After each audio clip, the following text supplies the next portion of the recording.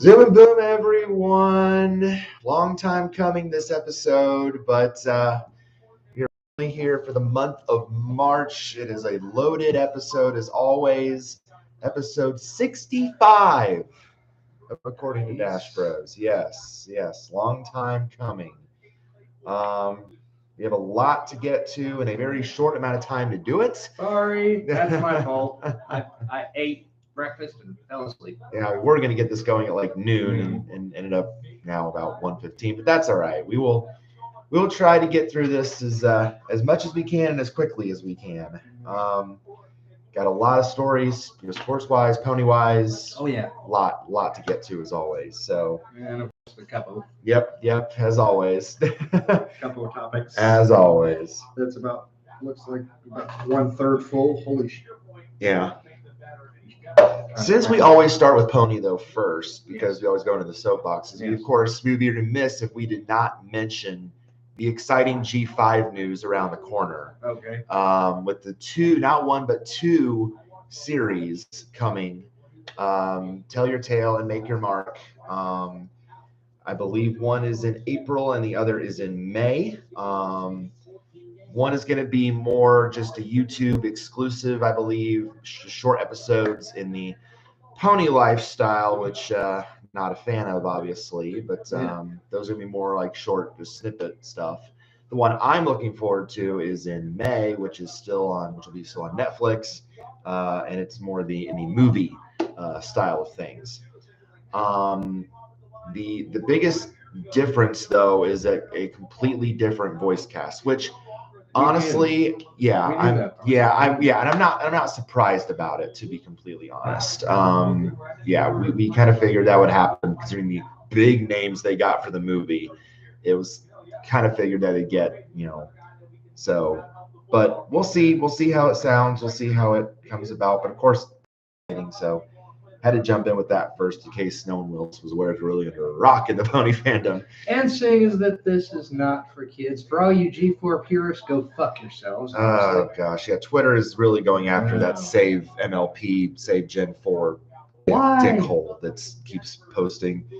Now, am I completely and totally 100% happy with that it ended or how it ended? I would say no. Right. I'm not happy that it ended. I'm not a G4 purist, but I'd say let it go on forever. Just because we came into it on Gen 4. Sure. Yeah. Although I have watched the older style. It was on Hulu in the 80s. I watched some of that stuff, and even in the early 2000s, they had the old style, Princess Promenade. Sure. If you've ever heard of that or seen that was in the old style, and I thought that was in the 80s and 90s. It was in 04. Right. Right. Hey, this is cool. Yeah. Like My Little Pony, because you're a fan of My Little Pony. That's what I say. Yeah.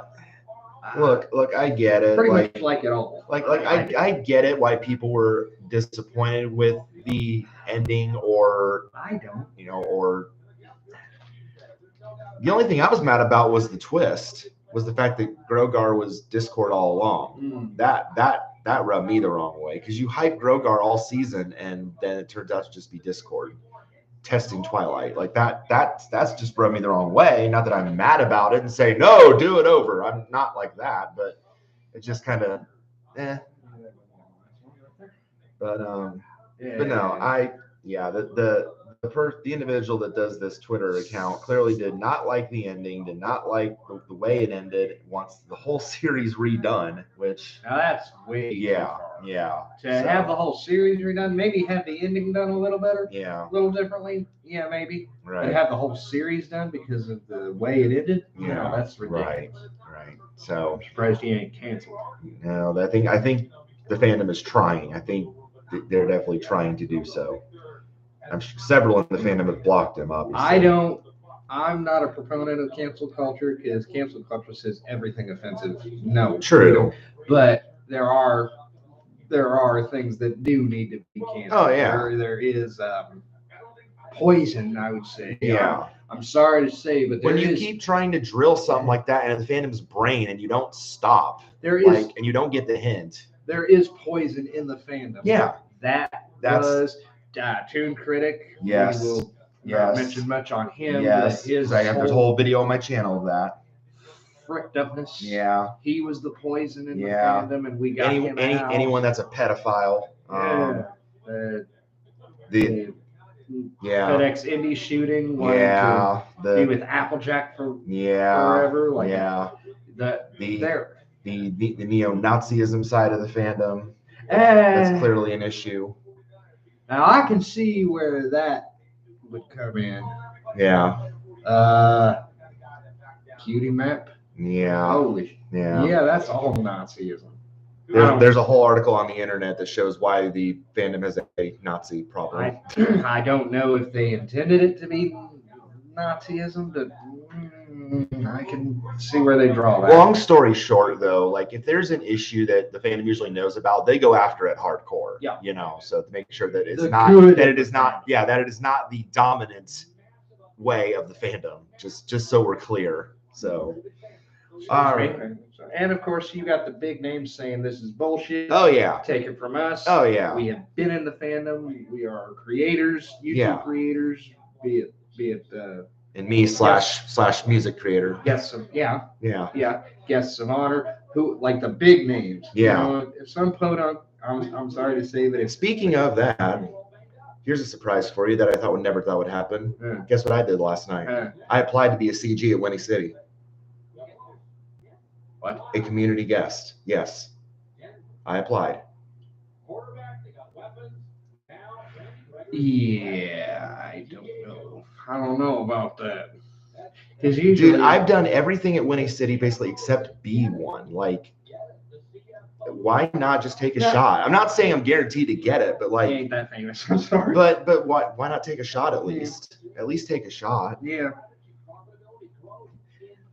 All right. And if you don't get a CG, apply for a panel. Well, yeah. All right, community soapboxes. Yeah. Let's go ahead and dive into these. Aren't the community guests like one tier below the guests of honor? Pretty much, yes. Yeah. There are only 3 in this one. Usually there's 4, but only 3 in this one. Yeah, only 3. I thought there was more than that. Usually there's 4. Really? Yeah. We got unreal expectations for the new pony game, which is crazy. Yeah, that G5 gets a game and G4 didn't. 4chan and its influence on the fandom. Oh, here we go. That's going to be a story. And fan perception of the show versus the show itself. Oh, okay. There's some spicy ones in here. I thought there's usually like 5 or 6. Oh no, usually it's just 4. Okay. All right. Unreal expectations for the new pony game. This is by Pescor Podolina. Forgive me if I butcher that. I've seen a lot of people say the upcoming pony game is something it really isn't. Someone over on Instagram was lauding it as the new Super Mario Brothers. By the way, y'all want to mute this? Yeah. So we don't get Yeah. Okay. All right. Someone was lauding it as the new Super Mario Brothers. What? I really think we need to temper our expectations on what exactly this is. Not to downplay the company or anything, but they really aren't the producers of super high-quality AAA titles. These are kids' games meant to be simple enough for a kid to pick up with pretty graphics, but very basic systems. I'd like it. You will run around jumping off things and collecting stuff, but don't expect a whole lot more than that. It's not the next Super Mario Galaxy or anything. It's just a simple, lower-budget game that ties into a brand. Now, for what it is, you might have fun with your kid friends, but going in with expectations of a AAA game player, you'll most likely be very disappointed. So please don't trash the game or the company for it. It's not a big budget game. They don't make By the those. way, who is the company? Oh, that makes the game? Yeah. You You sent me the text, said G4 is getting engaged. G5. G5, rather. Holy crap, what's going on? And then the ones that make Titanic Honor and Glory can't get off the ground. The game is produced by Melbutt Studios and published by Outright Games LLC. Crowdfunding? They are creators of a whole host of console and PC games from Peppa Pig to Fast and Furious. Okay. They're all like kid focused. Fast and Furious. They ought to have a decent game because Fast and Furious Crossroads wasn't bad. I don't know if that's the same. Actually, company. Fast and Furious Crossroads got like trashed by Angry Joe. Like it was one of his top 10 worst video games of the year. He trashes everything. Yeah, it was like actually. He also has a top 10 best list, but yeah, that one was on. It was on his top 10 worst list Kind of of like the year. nostalgia critic. I've like defending Fast and Furious and games like it. Yeah, I have seen that game because I watch gamers that professional players that play the games and stuff. I watched that whole series. It wasn't bad. Okay. I didn't think it was bad. Would I play it? No, because it looks hard as hell. Right. Would I watch people that are good? But yeah, based on what I saw in the trailer, like I wouldn't put high expectations on it either. Especially considering that someone pointed out that like the ponies look like they're floating on air, like they're not like on the ground. Well, yeah, a low budget game, you're not gonna. Yeah, but like, I mean, it didn't look bad. Like, yeah, I mean, the graphics are kind of maybe I don't know, maybe like pudgy, like a little bit, but still, it looked like G5. The environments looked like the movie. And like I haven't seen the trailer yet. I only saw you. I didn't show you the trailer. No. I only saw the text. Let me see if I can find G5's getting a game. Let me see if I can find the trailer. How long is it? It's not very long. It's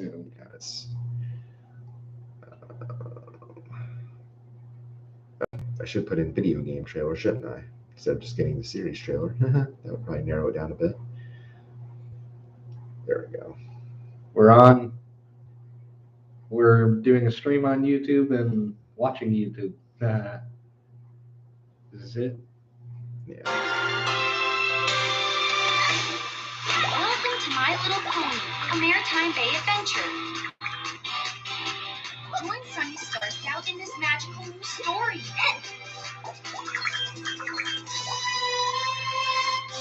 Help Sunny save Maritime Bay. Yeah, I don't think they're floating. That doesn't look like they're floating. Maybe because of the way they jump. I don't know.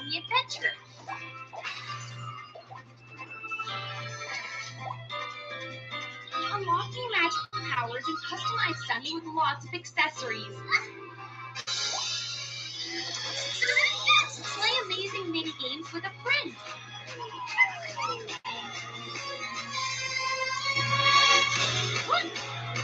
The video game. Gonna be my days in music.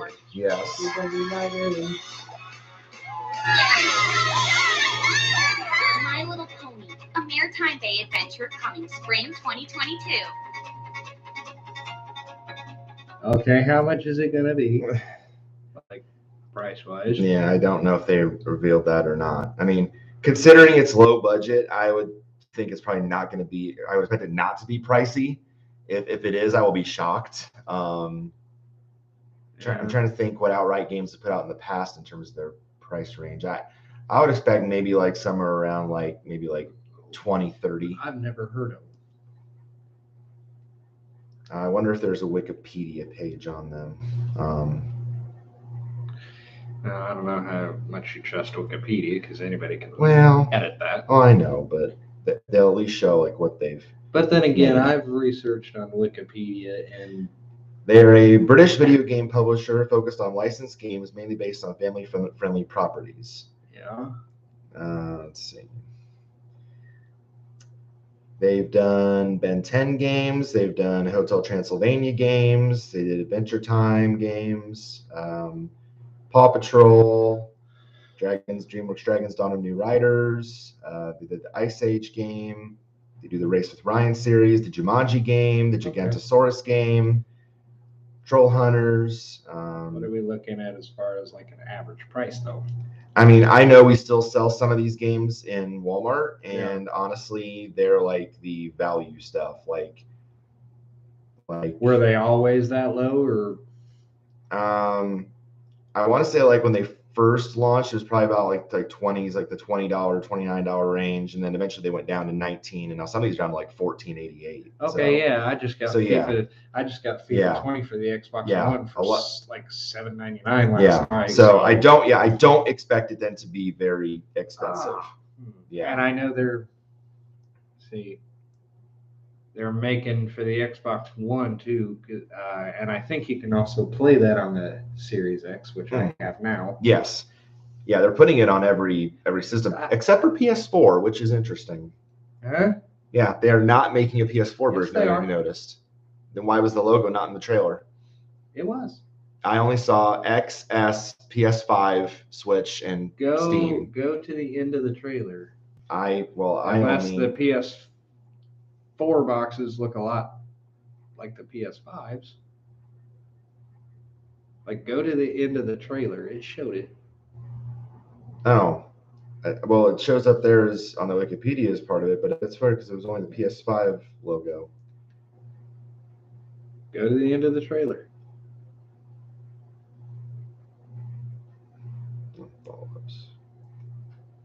No, that's weird. The game doesn't even have its own Wikipedia page yet. That's interesting. But anyway, when I saw it, I was only seeing the PS4 logo.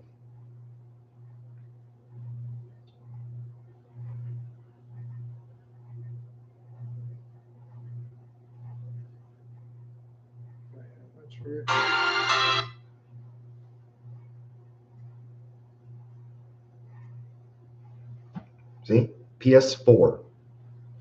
Okay, so I thought that was okay. So it is 4, but then okay. See, that's weird because I thought originally it showed 5 box art. Okay, that's weird. So they're not putting on PS5.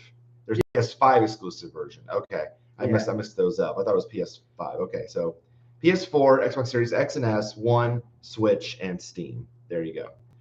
Okay, so they're not doing a PS5 exclusive version of it, which I guess makes sense considering 4 can play on 5 anyway.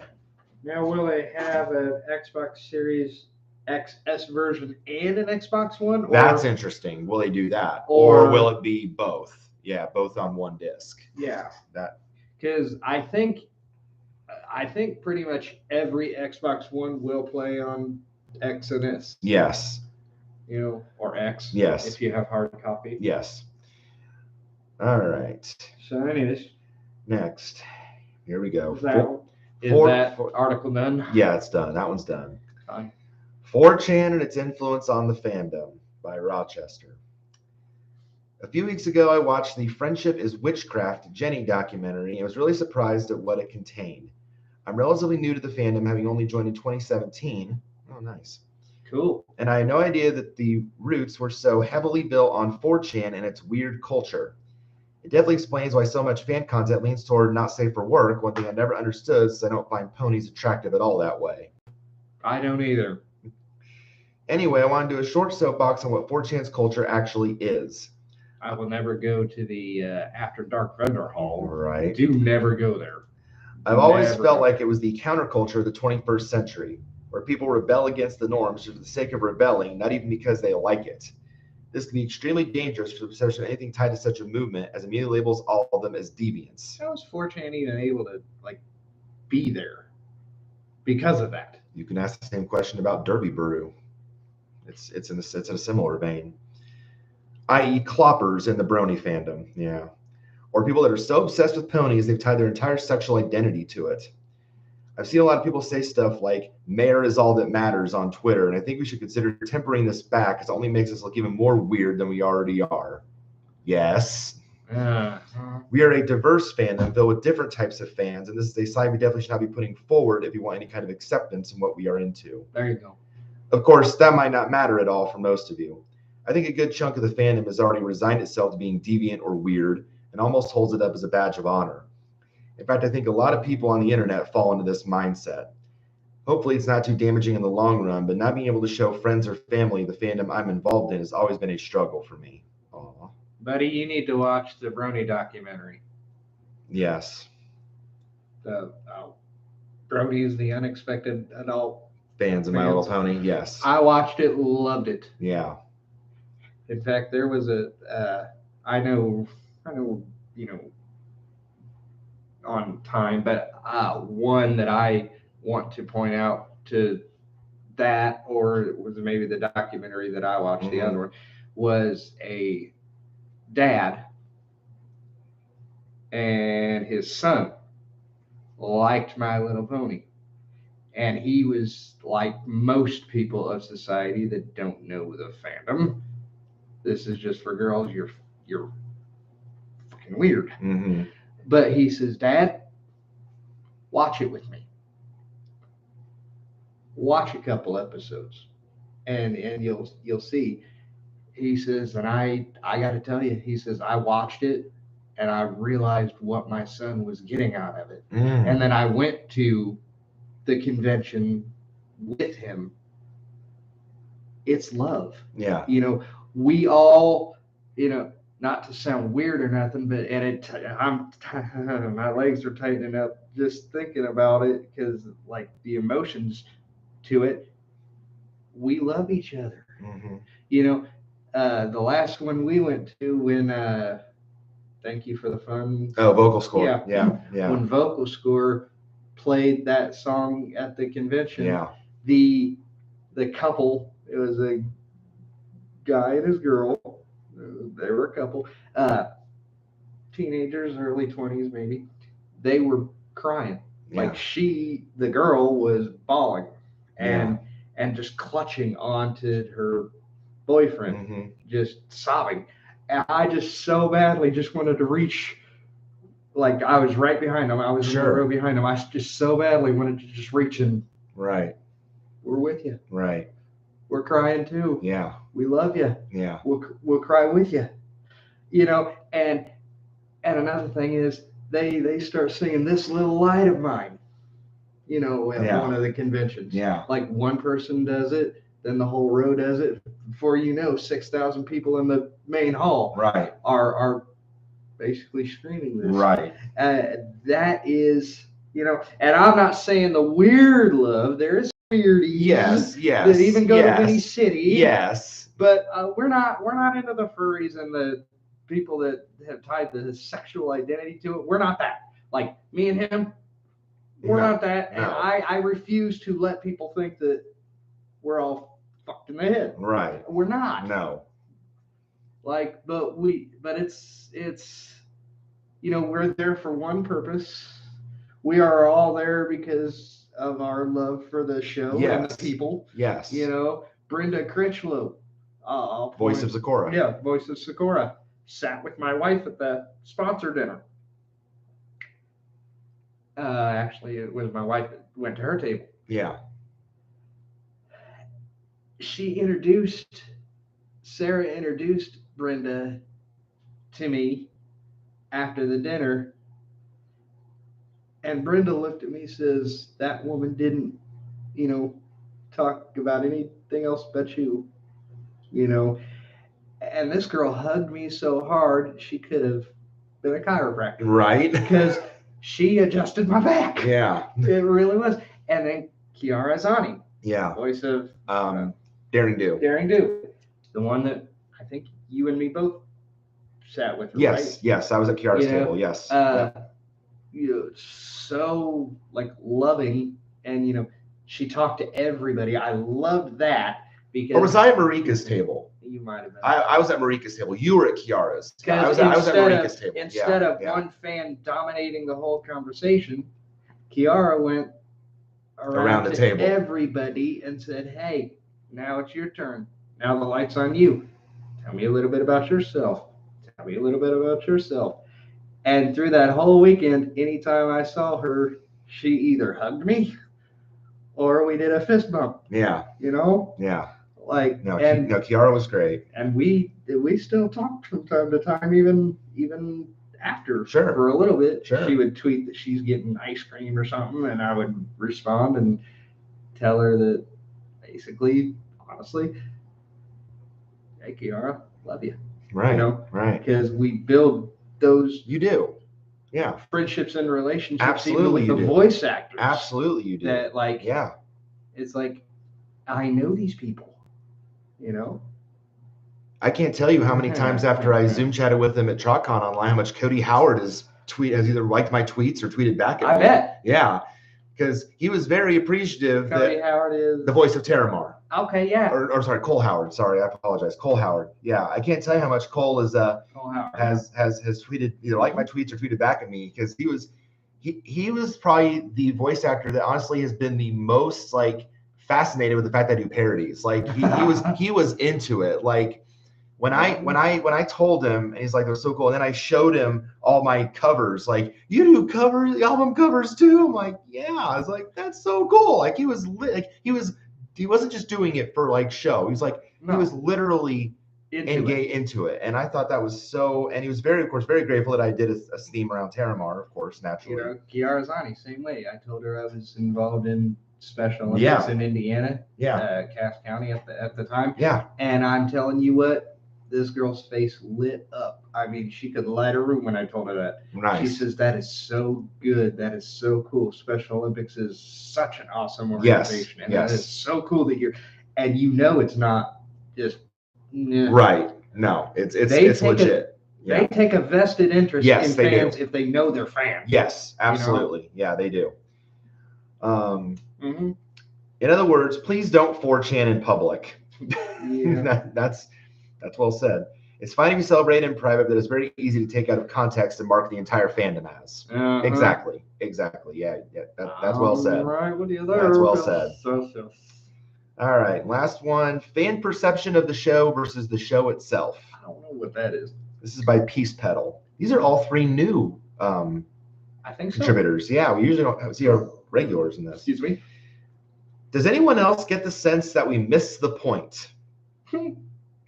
We've been preaching that, I don't know, forever. I certainly felt that way when I learned that the fan reaction to Fame and Misfortune was predominantly negative. Okay, full disclosure, I'm in that group. I did not like Fame and Misfortune, not just because it was a Larson episode, mind you, but I did not like that episode. Who is it? M.A. Larson. I don't like him. Period. I joined the fandom in 2020 for context. So just last year. Okay. Nice. The writers of the show basically turned to the fandom and said, "You're missing the point." 2020, we got another one. Yeah. And the fandom stared them in the eyes and said, "How dare you?" Question mark. I think a clear illustration of the problem I'm getting at is the ubiquitous fan opinion that the show's intro song is bad or does not fit the show. I never thought it was bad or didn't fit. Rick. The show's intro was written for the show. Yeah. If you have a problem with it, maybe perception of the show is skewed. What I think happened is that over-analysis of a few episodes, like The Return of Harmony and Twilight's Kingdom come to mind, led to a feedback loop of overhype where bronies got so excited about the show and they started to see what they wanted to see instead of what was really there. Bronies started thinking of Friendship is Magic as this epic fantasy disguised as a kid's cartoon. But it's not a disguise. Friendship is Magic is a kid's cartoon, and that's okay. Friendship is Magic was made to sell pony toys to little girls, just like previous iterations of the franchise. The difference is that this time, Hasbro did not underestimate the intelligence of those little girls. They figured the best way to get them to want to buy pony toys is to make complex characters and an appealing fantasy world. And they were right. Okay. Yeah. But the thing about that logic, it works on more than just little girls. Yep. Turns out anyone will buy your toys if you make characters as sincere as the main 6. Yep. Yes. But a lot of bronies choose to forget that the middle 22 episodes of any given season consist of preteen fillies causing shenanigans while young mares throw tea parties and try on dresses for the Grand Galloping Gala. Okay. Because they do not face this truth, they are uncomfortable with the theme song, offended by Fame and Misfortune, and blind to the reality of their outsiders in a children's franchise. Instead, they argue that the show is supposed to be this epic fantasy with a grand vision that got corrupted and commercialized by Hasbro executives and visionless writers. I don't mean to rag on bronies or fault anyone. Hindsight is 2020, and I wasn't there to get swept up in the hype. I just think bronies have this idealized version of what the show should be, which explains why they were so upset every time anything changed in the show. Who developed My Little Pony Friendship is Magic? Faust? Lauren Faust. Lauren Faust. I'm sure she'd be, I'm sure if she read that, she'd be pissed off. If they just manned up and admitted that they like a little girl's toy commercial, they can enjoy the show more. I'm not asking anyone to lower their standards. I'm just asking people to stop complaining that the orange is too sweet when it's actually an apple. Oh, how much of that I don't know how much of that I agree with. Yeah, that's a hot take. That's an extreme hot take fresh out of the oven. Yeah, that's a hot take. What 7-year-old girl is gonna get the line when Twilight Harmony in the first episode when Spike meets Rarity? Okay, first episode, Spike meets Rarity. He goes, Isn't she wonderful? And she goes, focus, Casanova. We've got work to do. Oh, it's being Twilight Sparkle. Yes. Yeah. I said Twilight Harmony. Yes. You said the OC of your wife. Yes. Twilight Sparkle. Yes. Twilight Sparkle says to Spike, Yeah. focus, Casanova. We've got work to do. What 7-year-old is going to get that line? Yeah, Ain't right. nothing. Yeah. There's a ton of references probably that kids do. I got it immediately. Right. But the adults would get that immediately. The adults will get it immediately. The kids will go, who's Casanova? So when they say it's just a kid's cartoon, I honestly beg to differ. Yeah. Not that your opinions are bad. No. They're not. No. Everybody's allowed Yes, to have their yes. opinions, but that's a bit in our thought. That's a bit extreme. That's kind of a hot take. A bit.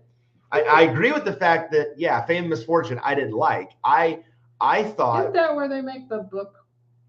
the friendship book, friendship yes, journal? and then everyone's so nitpicky and about this and that and the other. Yeah. And I thought I took that as that being a shot to the fandom, that the fandom was too nitpicky. Maybe. That's how I perceived it. And I'm sure there's others that did. Yeah, and that's how I perceived it. Now again, I'll say I love the song.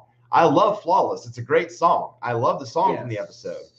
But because it gets the word across that they're not flawless. Don't expect them to be perfect. Don't expect the show to be perfect. That's the message. But it's like we got flaws and we've got quirks, but it's we've got dents and we've got quirks, but it's our flaws that make us work. Yeah. I get the message. That's great. And I honestly don't think it was a shot to the fandom. However, it's an M.A. Larson episode, so who fucking knows? Right. That's why I perceived it that way. Yeah. I absolutely. I don't say that I hate a lot of people. I absolutely hate that guy. I do. I will forever take joy in the fact that I beat his team in Pictionary on stage. He's full of himself. I know. We've met the guy, so we can make that judgment. I will forever take joy that I beat him in Pictionary on stage. What pissed me off, I don't know if you can have one moment that like soured him with you. Buy my book. Yeah. But every 5 minutes, buy my book. But the one that soured me, M.A. Larson, if you ever have the nuts to, watch us, is when they were at the charity auction. Oh yeah. And he was signing the cards against humanity. Yeah. Cards against humanity. They were about to close the auction on that piece, and he stopped it. He stopped him and said, "No, get more." He didn't say get more to help the charity. He said, "No, don't close it yet. I'm not done signing them." Right. I wanted to, Lord, I wanted to punch him in his face. He didn't say get more because I don't think it's enough for the charity. He said don't close it yet because I'm not done signing. Yeah. I want to punch you in your face. Little fool yourself. Did you forget that? No, I did not forget that. No, I really remember it. Yeah. I mean, and then you yelled at freaking. Let me have it.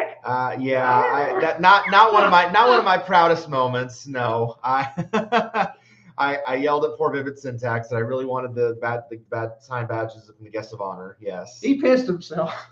Although that did make fun fact though, that did end up making the video though from Winnie City for I think the charity auction highlights. So hey, you can't say it wasn't a highlight. You screaming? Yes. That did make the highlight. So hey, I'll say that it was maybe justified in that regard. And I remember he wanted them bad. I did. I said, let me have them Vivid. I screamed it, and I meant it. We're sitting right next to him. And then I profusely apologized to Vivid when we went to Lou Malnati's in our tradition, and it was like sitting at the table, and I'm like, oh dear God, I bet he hates me now. We're sitting right next to him. Yeah. And it's going high. And this guy, who doesn't normally show a lot of emotion. No. He doesn't show a lot of emotion. He doesn't like conflict. No. He's not a proponent, but that in that moment, I just see him get this look in his eye like he's going to kill somebody. He goes, I'll never forget this. Fuck it. $1,000. Did I actually say fuck it? Yeah. I don't remember on the video saying fuck it, but Yeah. but I know I screamed. No, I screamed 1,000. no. I screamed 1,000. You're like fuck this. $1,000. Yeah, You whispered it. Yeah. I'm like, I whoa. screamed 1,000, and then the smoke went off, and I'm like, yeah, damn boy. yeah. Like that was just so out of his And at that character. point, Vivid knew, stay out of the way. Be like he mumbled under his breath. He's like, oh fuck this. $1,000. Yeah. I'm like, whoa. And then he lunges at Vivid like, let me have it. I'm like, yeah. So let him have it, Vivid. He's gonna kick your ass. Yeah. And then after that, after I paid for them and got them, I had people then asking me, are you willing to part with them? I said, no. I worked that hard to get them. No. And I'm standing there when this is happening. Are you willing to part for him? Be like, and I'm standing there in his defense because again, I said a million times, I go to battle with this kid. With this kid, for this kid. Right. You know, and I call him a kid because he's my age. But I'm standing there watching people. Are you willing to part with them? Thinking, are you out of your fucking mind? Yeah. I think one just wanted Larson's only, but I would have given him that. But yeah, the long and short of it is, the screaming itself, not proud of, but winning it, that was the cool thing. That was cool. But then I just remember like, and that whole roar. Oh yeah, the roar of the crowd. Yes, yeah, and Charlie holding up my arm. That was, and then even cooler moment after that was at the time when Generations Against Bullying was the charity of the convention. They're not anymore, obviously, because of a scandal. But actually, someone from the charity came up and said, "Would you please sign my program for me?" And that was the first time I'd signed anything as my OC. So like, so that was like a cool moment too, and gave me a big hug. And I'm surprised they didn't have you sign any of the programs. Oh, I know. The panel. Yeah. Since we were, well, you were, and I was right. A helper. Right. Yeah. But yeah, that was a cool moment too, and I got hugs from everybody from GAB. So yeah. Anyway, there is actually a fourth soapbox on here. I don't know why the title wasn't in the top, but there is a fourth soapbox. Friendship is Magic miniseries Sunset Shimmer. This is by Double C, so Double C is a normal contributor. Okay, so not all. For this miniseries, we will talk about Sunset Shimmer. Yeah. Oh, this should be good. It was sad that Equestria Girls didn't get the proper ending like FIM did, especially for Sunset. It was a joy to see her go from being an antagonist to being a redeemed hero. I agreed that the third season would have been exciting since it would answer the question that had been asked about what happened to Sunset's human counterpart.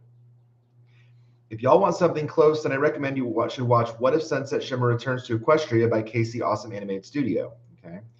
So I believe she did return to Equestria, but her status is perhaps left to be determined by fans, but she did return. If there was at least one job that she can do is working at the magical school. Yes. I think Twilight would offer her a job either as a teacher or as her assistant. This way Spike won't have so much workload and cause stress between him and Twilight. She did actually return to Equestria for a time in the mini movie on Netflix, Forgotten Friendship. Yes. What she can do is not only teach magic, but also about empathy. Yep. She doesn't want to see others end up like she did, so that's why she wants to be a teacher. Nope. I also can see her give lectures at the School of Friendship about how Twilight saved her to show empathy to others. Yep. It would have been interesting if what the young six would have thought about her. Yes. I am all over that entirely. Yes. Would have loved that. I just wish we would have seen more of a Sunset as a pony in the actual show. I don't know why that never came out. Yeah, I know. Why that never came about. A story that would be good is for Sunset to deal with her family issues. Ooh. It was revealed in the Equestria Girls comic story, Happy Holidays. She mentions that they are aloof and not committed to her life. Aw. Drunk. She also says they never celebrated Heartswarming Eve with her, which shows why she is sad. She would have gotten along great with Scootaloo. Mm-hmm. It's unknown why neither the Equestria Girls specials nor the IDW comics explored more about them, like their class and personality. Or the Griffin. A Gallus. Yeah, Gallus. In the Heartswarming Club. Yeah, Gallus. Absolutely. He sabotaged it all because he didn't He's an orphan. His family pretty much. But her attitude in her early years perhaps shows they didn't do a good job. In my opinion, she must have the worst parents in FIM, right next to Diamond Tiara's mother, Spoiled Rich. Yeah, Diamond Tiara can relate too. Yeah. Spoiled Rich was her dad, by the way. No, Filthy Rich is her dad. Oh, Spoiled Rich is her mom. Okay, yeah. I don't think she will ever forgive them or give them a second chance for not treating her with the same love as her friends' parents do for them. But she will move on and help others who may have a chance to fix their relationships with their parents, like Spike. I can imagine Sunset helping Spike connect with his adopted parents by advising him, Nightlight, and Twilight Velvet to spend more time together. Yeah. This way, Spike won't end up like Sunset and Twilight. Comic characters, I'm going to take it Twilight Velvet or whatever. No, we've seen Twilight Velvet and Nightlight. That's Twilight's parents. Oh, yeah. Yeah. Okay. Once Upon a Zeppelin. Yes. Yep. I just didn't catch them names. Yep. In that. Yes. Yes. When it comes to shipping, Sunset is pretty hard since she's always been shipped with Human Flash Sentry. Even though a return would have botched it, but Human Flash could have ended up with either the Human Sunset or Sidetwi. Well, there are many of the ships that are good. The best one, in my opinion, is Fire Streak. Sunset Streak could work out since they both are teachers that can help each other teach their students of empathy and teamwork. If you have your own Sunset ship, let me know in the commentary. Okay. Interesting. That's a lot to wrap the head around. Yeah, right. Oh, Fire Streak really wasn't seen much in the show. I didn't even know he was in Equestria Girls, but Fire Streak is one of the Wonderbolts, by the way. Oh, yeah. If you didn't know who Fire Streak was. Okay, no, I didn't. Yeah, but well, yeah, and of course I know that because I have them all listed on. But yeah, but yeah, some really that was very much a mixed bag. That was very much a mixed bag of soapboxes there. Yes, it was. Yeah, that was very much a mixed bag. But usually there's some good ones that shine. But and then we got the random weird news story. Yes, I'll get one ready. Okay. Let's see. I should probably put it the other way. There we go. That way it's more streamlined. I'm cheating a little bit.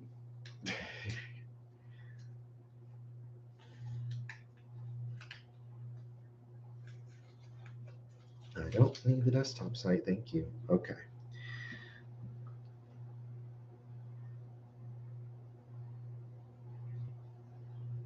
Let's see. You know what? No, I'm going to pick another one. Oh, okay. You'll see why.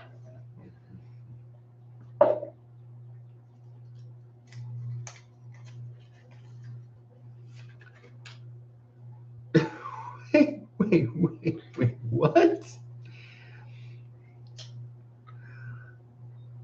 Oh my gosh. Okay, Colorado is wild, y'all. All right, here we go. Cash for grass. Colorado bill would pay to abandon lawns. Huh? I am as much problem as Colorado has with mining. I am intrigued. Facing a historic mega drought all across the American West with no end in sight, Colorado lawmakers looking for easy and effective ways to conserve water set their sights on Kentucky bluegrass.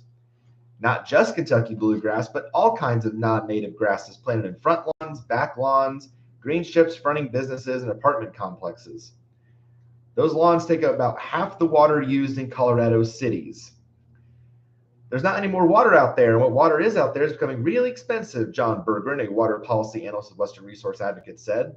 So let's look at how we're using it now. Berggren's organization backs a bipartisan effort at the Colorado Capitol to launch a statewide turf replacement program, which would pay homeowners and business owners to replace their non-native ornamental lawns with plants and landscapes better adapted to the state's dry climate. AstroTurf. In your front yard. Huh. The legislation, House Bill 1151, would be an effective way to manage demand of the state's water, sponsoring State Representative Mark Catlin said in the late February committee hearing. And the replacement would be entirely voluntary. Okay, so they're not going to make you do it. Okay. Rather than telling people you have to, this is an opportunity for people to come in and say, I'd like to, Catlin, vice chair of the House Committee on Agriculture, Livestock, and Water, said. Similar programs across the West have saved billions of gallons of water, paying property owners anywhere from a few dimes to a few dollars for every square foot of turf they replace. These types of programs offering money for the removal of water-dependent lawns are likely to become more common as states, counties, and cities across the West search for relatively painless ways to conserve the resource, water experts told the Denver Post. About 19 Colorado cities, utilities, and water districts already have turf replacement programs. The legislation will offer matching dollars for those programs, adding to the rebate property owners would receive. Okay. The bill would also have governments launch programs of their own, and people who live in areas without such a program could apply directly to the state for money as well. For too long, the Western Slope and the Eastern Plains have borne the brunt of water conservation, sponsoring State Representative Dylan Roberts said during the February committee meeting. The proposal gives the metropolitan areas the chance to play their fair part, Roberts said. The same old calculus doesn't work anymore. Perhaps the most common reason why grassy lawns are so common throughout Colorado and the West because people were used to having them, Bergman said. As people moved from the east, places around the Mississippi River, places with lots of natural rainfall and plenty of water, they brought with them a certain aesthetic desire. Yeah. This is a long ass article. I don't want to read all of this. This is a long article. Anyway, but the long and short of it is if you want turf in your yard now, you can if the bill gets approved. It's voluntary. They're not going to make you do it, but you can if you want to. I don't know. I mean, if anything to help the, you actually kind of skimmed on this, but it says two new MLP Gen 5 series coming soon. Oh yeah, we did kind of talk about that in a little. We skimmed it a little bit. So yeah, I don't know if we really need to redo that one because we kind of delved into it. Okay. Yeah, because make your mark, tell your tale. 1 2D, 1 3D. The reason I picked another one is because I didn't want to kick us off. I said, no, gosh. Hockey icon lost, Growlers lose, buddy. Who's the Growlers? Okay, so the Growlers are the AHL team in Newfoundland. They are the Newfoundland Growlers. Formerly they were the so I believe they're formerly like the St. John's Maple Leafs. Newfoundland. Is this in Canada? This is in Canada. Yeah, this is in Canada. They're I'm sorry, wrong league. ECHL, not AHL. My apologies. Okay. But yeah, they unfortunately had a passing about a month or so ago.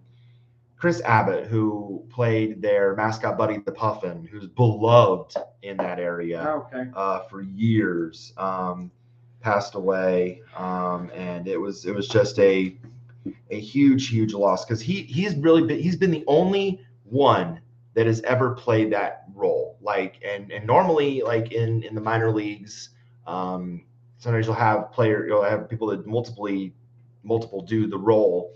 But no, this was just one individual that had done it ever since the early years of in the St. John's days, with the St. John's Ice Caps. He was with the St. John Maple Leafs. Then was with the basketball team there as well. Like he was very popular in the area, and then he even came over. And then when the Growlers came along, there was talk about how, okay, well, we got a new team name, we have a new mascot. And they said, no, if we're going to do this, we're going to do it right. Buddy's going to be the mascot because he's just so beloved. So yeah, it was definitely a shock when it was announced. And I believe he was fairly young. So yeah, it was definitely a lot of people. There's even a whole article there's actually an article in The Athletic, for those who subscribe to The Athletic, on Buddy, and really the Newfoundland Growlers in general. So you can check that out on The Athletic. But yeah, that was tough when they made that announcement. That was very tough to see because he just meant so much to the Newfoundland area and that community. So yeah, it's a big loss. I don't know for sure. There was talk whether they would actually retire Buddy or someone else would play the role. I don't know if they've resolved that yet. If he's as beloved as you say he is, and I think he is, just retire. Yeah, ain't nobody gonna be playing him. He sounds to be like the guy. Not the mascot himself, but the guy sounds to be like irreplaceable. Oh yeah, yeah. And what would that do to the guy's legacy? Exactly. Exactly. Retire Yeah. I really couldn't see anybody else playing that role because I was reading the article, and there's so many quotes from people that knew Chris and just what a great individual he was, put a smile on anybody's face. Like, and I appreciate this gesture from the Reading Royals when they played them. Slapshot there with the sign says, "Abbo, you'll always be my buddy." That was a nice gesture from Slapshot and the Reading Royals. Appreciate the Royals for doing that. Yes. But yeah, they're wearing this sticker on their I think their helmets or their jerseys for the rest of the season. The 92 Abbott. That was Buddy's jersey number. Okay, yeah. So because that's when actually the franchise got the first hockey team was in 92. So that's when Buddy was. So yeah, Buddy had been around for 30 years. So. Well, and then hockey teams in general are relative. The fans are relatively polite. Oh yeah. And they're loyal. When there was a game in Canada, and I showed you this. There was a game in Canada, and it was like one of the United States teams. That's a nice tribute there with all the jerseys for Buddy. One of the United States teams goes over to Canada, and the singer's doing the American national anthem, and her microphone goes out. Yeah. Oh, I remember this. You told me about this, and I think I've seen the video too. Yeah. So I think it was the Winnipeg Jets. I think you're right. I forget who they were playing, but they were doing the American national anthem. Microphone cuts out. What do? Everybody in that arena finished our national anthem. Yeah. And that, to me, touched me more than anything. Definitely. That they would do that in another country. Yes.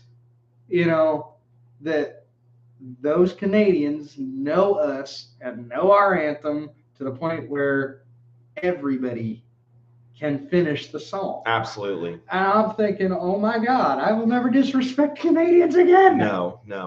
They've raised over $2,500 for charity thus far. Nice. So that's very cool. Yeah. So Growler community, keep at it with that. Yeah. Keep doing that. What's it, GoFundMe or where's that at?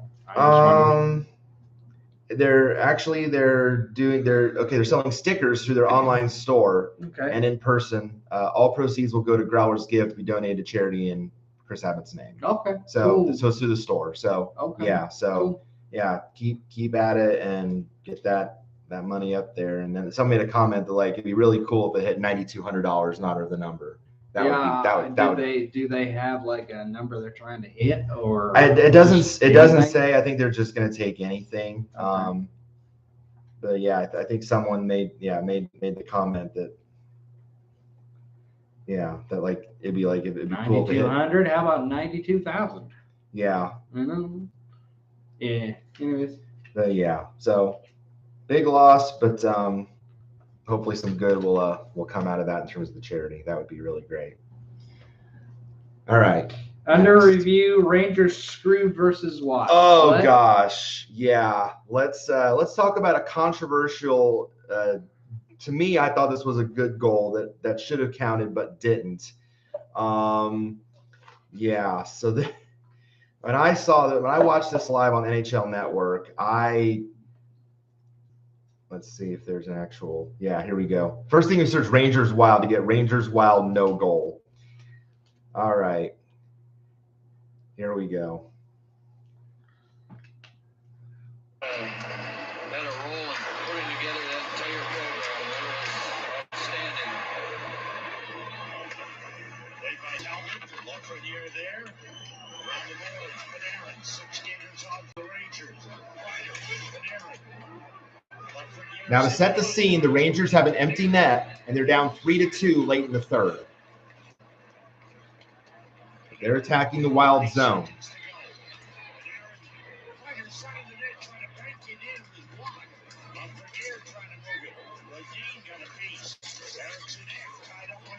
They got somebody in the net. What? Well, no, the Rangers have an empty net. The Wild still do because they're ahead.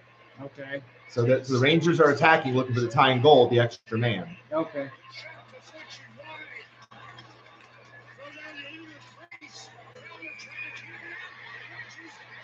Now they score with 1 second left. But of course, they're going to take a look at this because there was a lot of traffic in front. Yes. I wasn't sure exactly what his motion was, unless he was saying that the goaltender was pushed into the net. There's no goal. Now they call no goal on the ice. So they got pushed into the net. Okay. Let me see a slow-mo of Yes, that then. and I'm sure that they will show this from multiple angles, and I don't know. Where's the goalie? Where's the goalie? I don't see a push, do you? In that angle, I did not see a push. Now, of course, they are reviewing this. But of course, the Ranger fans at MSG disagree.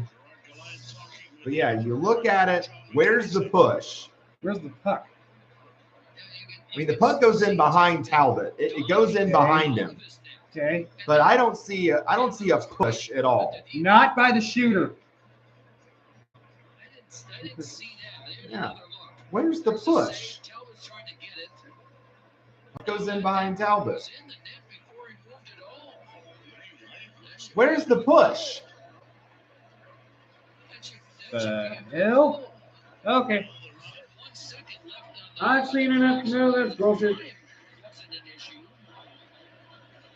I mean, that should be a good And then they quickly review this. So seeing how quick this was, I figured they weren't going to change the call because of how quick this was. See what McIsaac says. After the video, the call on the ice is confirmed. There is no Bullshit. I didn't see nothing. And they go, what? They have to go, what? Yeah, it was already in the net. It was in the net when he fell down. Yeah. Yeah, whatever. And there was no push before. All right. But yeah, that was like absolutely just ridiculous. The Rangers got screwed out of 2 points. Where's the push? And there it's in. He No. didn't get pushed in. He fell He down. fell down. Hello, Joshua. How you doing? Oh, yeah. Popped in there a little late there, Josh. Mm-hmm. But yeah, that was total bullcrap. Yeah. The Rangers got loyally screwed. We agree on it. Just Yeah. absolutely despicable officiating in that game. Mm-hmm. Who paid them off? Yeah, no kidding. And yet the Rangers were at home. Anyway. Anyways, you ready for that? Yes. Fandom steps up to save TrotCon. Oh yes, this is a great story. Of course we talk about how awesome the fandom is. Speaking of, yeah, TrotCon was in a bit of a pickle for a while. They were definitely in danger of no longer being a thing. They were in massive debt because of the fact that they had not held an in real life convention in several years.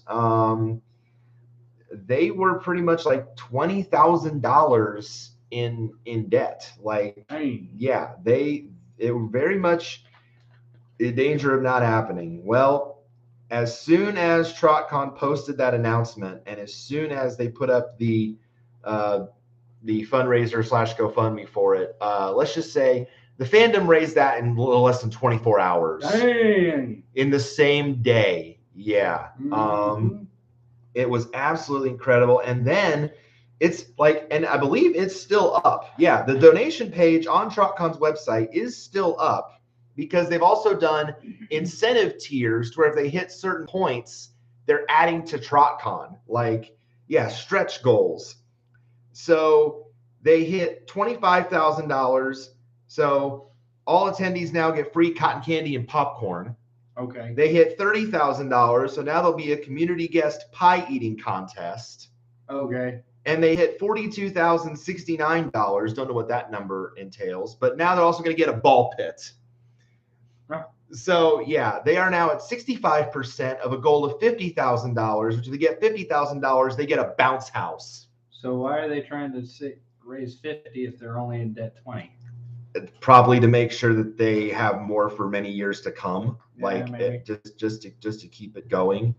And I love the fact that 2 years on after 65% now with a $50,000 goal.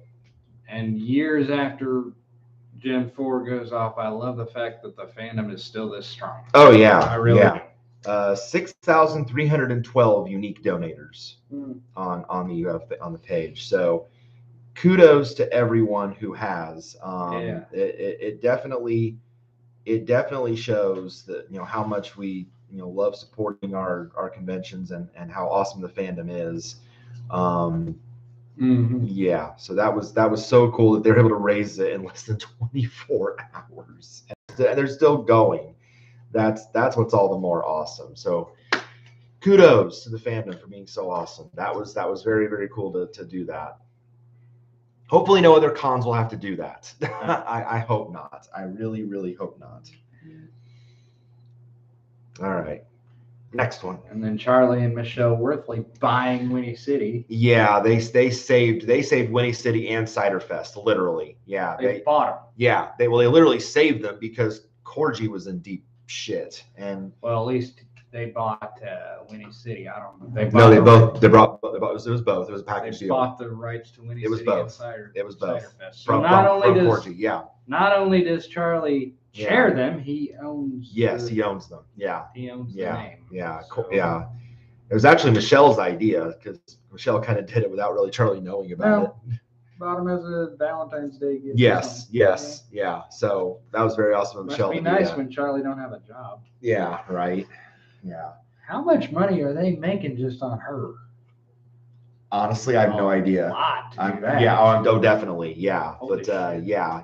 If that had not happened, I don't know what the future would have been for Winnie City and Cider Fest because Corgi was in nothing. Yeah, nothing. Yeah, it really would have been nothing. It would have had to be like a TrotCon like effort just to do anything to save them potentially. Okay. But yeah, kudos again. Short story, kudos to the fandom because that was amazing.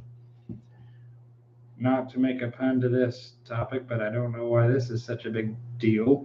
But kind of a big deal. Missing mascot found after 9 days. What is the deal on that? Okay, so yeah. Was it a publicity stunt or some? That's what people claim because the Portland Pickles, who are the minor league mascot or minor league baseball team in Portland.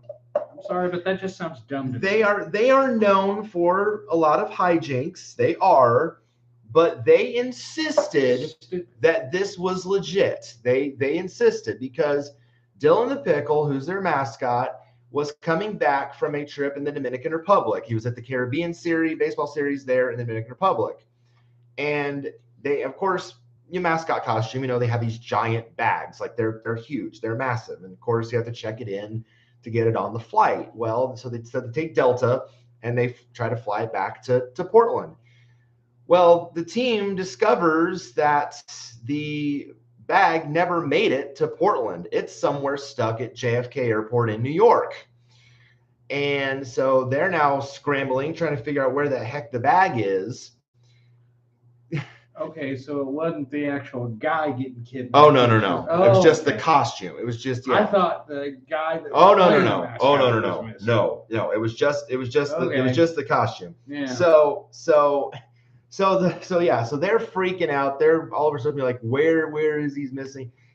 So then they get a notification from Delta like 3 or 4 days later. Oh, we dropped off your bag outside your office. The time though was like midnight, like early in the morning. No knock at the door, no nothing, no, just overnight, just dropped the bag off outside their office. Didn't really say anything until the Pickles reached out. And then they're like, what? And then they view security camera footage because the Pickles have a Ring doorbell camera, whatever, outside their office.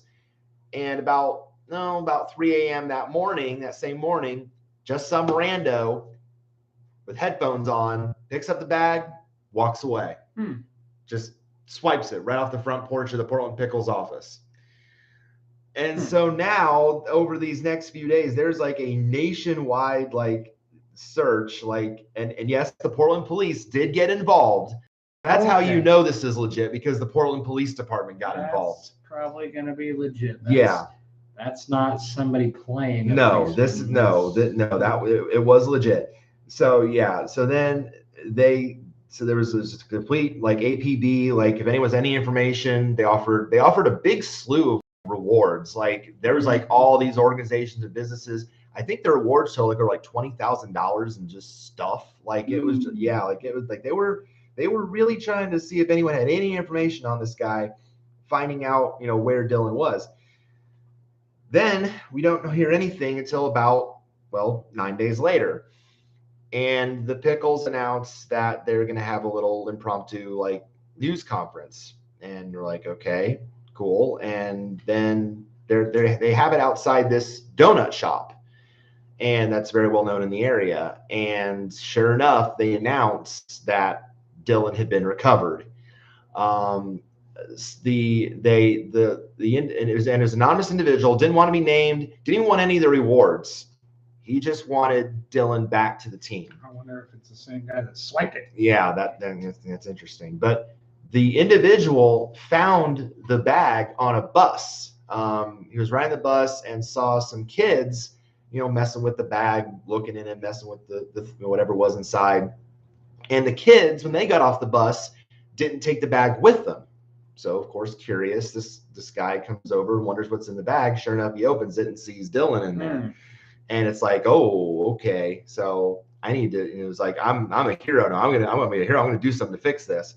So the guy takes it to the donut shop because the team actually was having like a promotion there or something, or knew the shop well enough to the area that the Pickles would find out about it. Because he knew the Pickles had a tie-in with the shop. Okay. And like a corporate sponsor, I think, or something. Oh, okay. And yeah. Well, Joshua, we don't know how it got on the bus. We don't know why it was there. We don't know. Surprising that they never caught the guy that stole it. Yeah. You can have satellites that. See, this is what gets me. You have satellites that can pick up the data off a dime at 5,280 feet. Okay. Yeah. We have satellites that are that capable. Yeah. Number one, how did they not find the guy that stole Dylan? Number two, like, I always wonder how the hell did it take them that long to find bin Laden or any of the other crooked people we got roaming around? Why is there America's Most Wanted that they can't find any of these people when you got satellites that can pick up the date off a dime at 50,000 feet? Right. What gives? Yeah. Yeah. But yeah, they eventually got him back, and that's the important thing. And because those can be expensive to replace. The team actually estimated that if Dylan had not been recovered and found, it would probably cost $1,000 to And for a minor league baseball team, that's not just a drop in the bucket. That's a big chunk of money. That's not MLB we're talking about. Oh no, this is minors. Yeah, this is minors. So yeah, it would have been a very big deal. I had to do it. But yeah, they got him back, and that's what's important. Now he's making his appearances again, and he'll be ready in time for. Although the Pickles, of course, are making light of this whole thing. They tweeted on the 8th of March. Dylan's about to book his flight to his event at South by Southwest next week. Who should he fly? Hint, not Delta. Boo, Delta. I honestly would hire a security guard. That bag does not leave your sight. Actually, they are now starting to put tracking devices in the bag, is what they're saying. Anybody can remove those and shit. Now, they did say they're going to be more proactive going forward. Well, obviously, that's not a hype thing if they're doing that. Oh no! This was not. Yeah, and people kept saying in the first few days of it, they're like, "Oh, is this a joke? Is this a PR? Is this a hoax?" And they're like, "No, for the 9th time or the 33rd time, we're insisting this is not a hoax. This is real." You get the Portland police involved, it's not a joke. Yes. You spend the money to put a tracking device in the bag. Yes. That's not a joke. No. People No. don't spend thousands and thousands No. of hours and thousands of dollars, because even a tracking device, I guarantee you, is not cheap. No. Okay. No. And the technology it takes to use those tracking devices Right. and stuff, that ain't cheap. No, it is So not. I can tell just by the money they're spending and by who got involved, Right. it ain't no joke. No, it's not. No. Because if it was a PR stunt, the police never would have been called. Absolutely. If it was a PR stunt, a tracking device would not be a thing. Right. I guarantee it. Right. So yeah, Right. no. But long story short, got him back. He's back to his job, which is the best ending they could have asked for. Okay. Now this, I'm assuming this is tonight. Pacers rebuild begins. Game opportunity in March. Yes. Yes. Which I'm assuming this is. This is for tonight. Yeah. Yes. Yes. We have been looking. We were gonna do this show like 3 weeks ago. Right. 4 weeks. Yes. Yeah. But we have been planning this for a while. And you got your white boomers? Yes, yes, Yeah. yep, absolutely, yes. Yeah, we have been planning this for a while. We have at least wanted to make one game this year. It's funny, I actually had a doctor's appointment I had to reschedule for today because of this. Nice. The Pacer game was scheduled, then Sarah scheduled me an appointment yesterday. She's freaking. Yeah. She's like, you need to call. Yeah. Because, no, hold on. Sunday night, she's like freaking out, like Tuesday. She goes, you need to call Logansport Memorial. I'm like, why? She says, I scheduled your doctor's appointment today or Tuesday. I'm like, okay. No.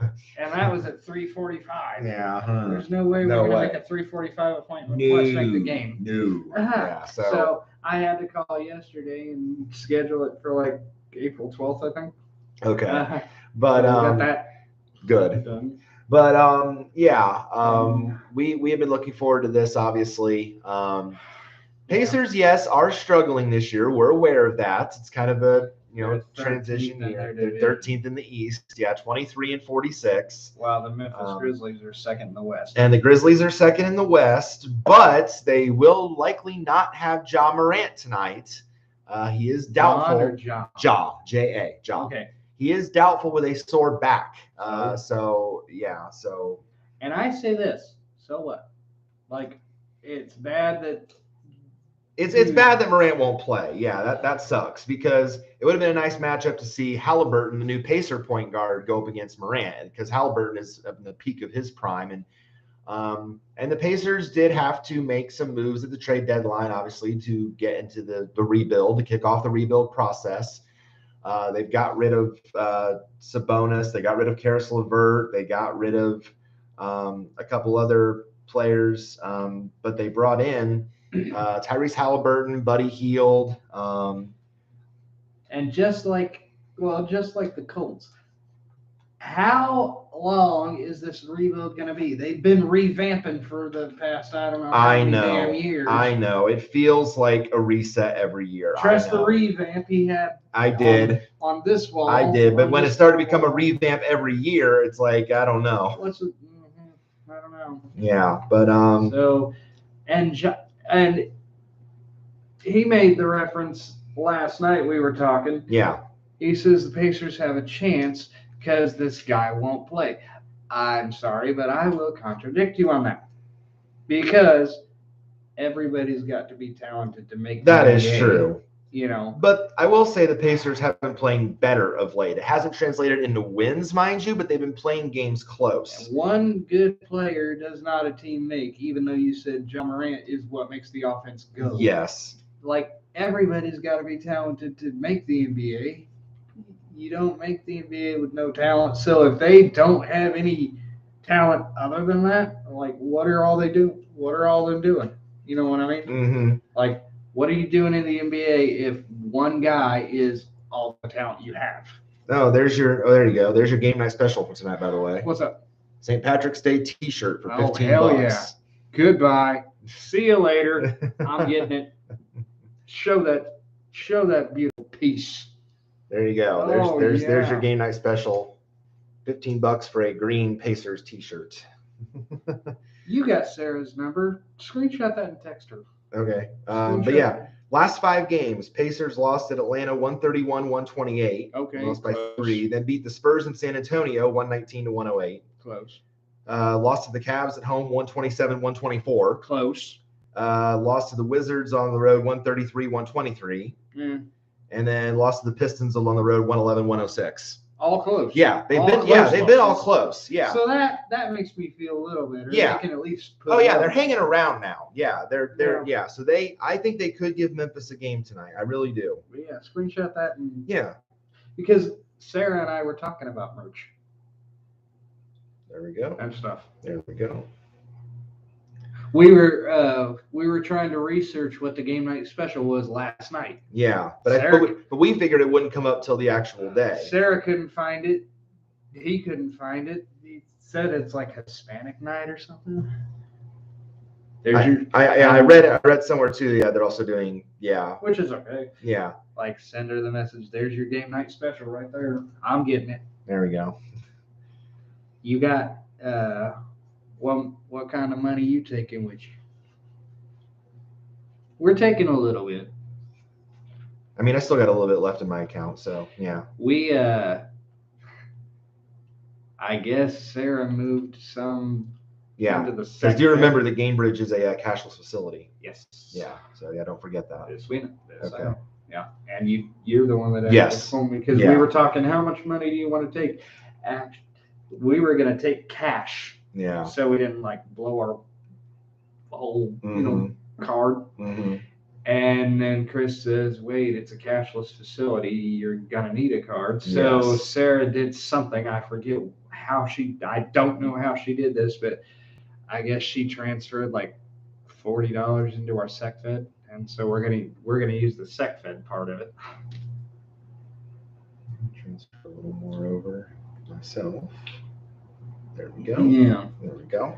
Transfer at least 15 Yeah. bucks. Yeah, we got a little more Because remaining. we are going to be sitting in the Krieg DeVault club level. Club level, Yes. which means concessions will be brought to our seats, which is a big convenience. Yes, it is. Yeah, it definitely it's a is. very big convenience, It not is. inconvenience. No, but it a is very not. big It's a big convenience. convenience. Yes. I have cerebral palsy. I'm sure, like and on my channel, I go into it. Yeah. When If you watch enough streams on his channel, you know that. when I basically kicked off my channel. Right. I think the 4th video I ever did on mine. Right. When I was solo, basically, was talking about the fact I have cerebral palsy. And because of that, I can't do a normal, 40-hour week Mm-hmm. job. My body just can't take that. Right. So sitting in the Krieg DeVault level means Here's my alert on my phone. Game It's game day. Thank you, Pacers. sitting app. in the Krieg DeVault level is a help to me because that means that I won't be having to go up 50 levels of stairs. Right. Means Sarah won't be having to do that with her bad knee. She Right. took a fall in college and messed up her knee, Mm-hmm. And then he won't have to leave the game. Right. So it's a very big It is. convenience. Yeah, it And definitely I was is. also looking at other games that for the Krieg DeVault level, they're relatively all cheap. Well, yeah. Like Yeah. 36, Oh, yeah. $37. Well, yeah, because Maybe it's because the Pacers are trying to get butts in the seats any way they can. I was going to say because I don't know if it's changed, but last I read an article, the Pacers were dead last in attendance. Yeah, probably. And I was telling Sarah, it cracked her up laughing when I said because they suck, which they kind of do, but it's our home team. Right. They suck. They can be absolutely winless. I'm talking about you, Chicago Cubs, pre-2016. They can be absolutely suck. But you know what? It's tradition. Breaking news. The Pacers are no longer last in the league by an average attendance. No. They are now ahead of the Sacramento Kings by 4 people. Wow. by 4 people on average. Wow. Yeah. The Pacers average 14,152. The Kings average 14,148. So they are now 29th in the league in average attendance. Out of 30? Out of 30.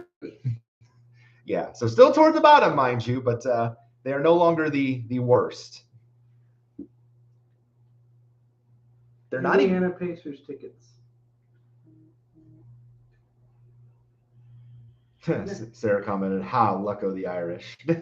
Yeah. Did you tell her I'm getting it? She probably know you're getting it. By the way, Nate says he getting it.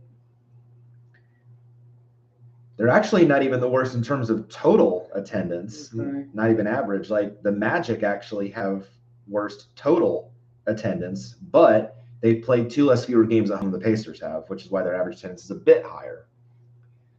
The Pacers have polled 481,184 people. The Magic only have 475,225. But they played 32 home games compared to 34 for the Pacers. So the Magic have 14,850 to the Pacers 14,152. Okay. So, but at least they're no longer the worst.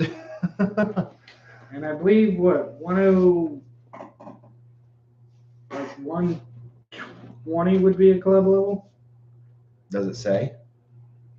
Well, Or are you just looking at the map? yeah. Okay. Well, okay. You search what is the Krieg default level, and like on your phone, it will tell you the sections. And then I'm looking at the map. Okay.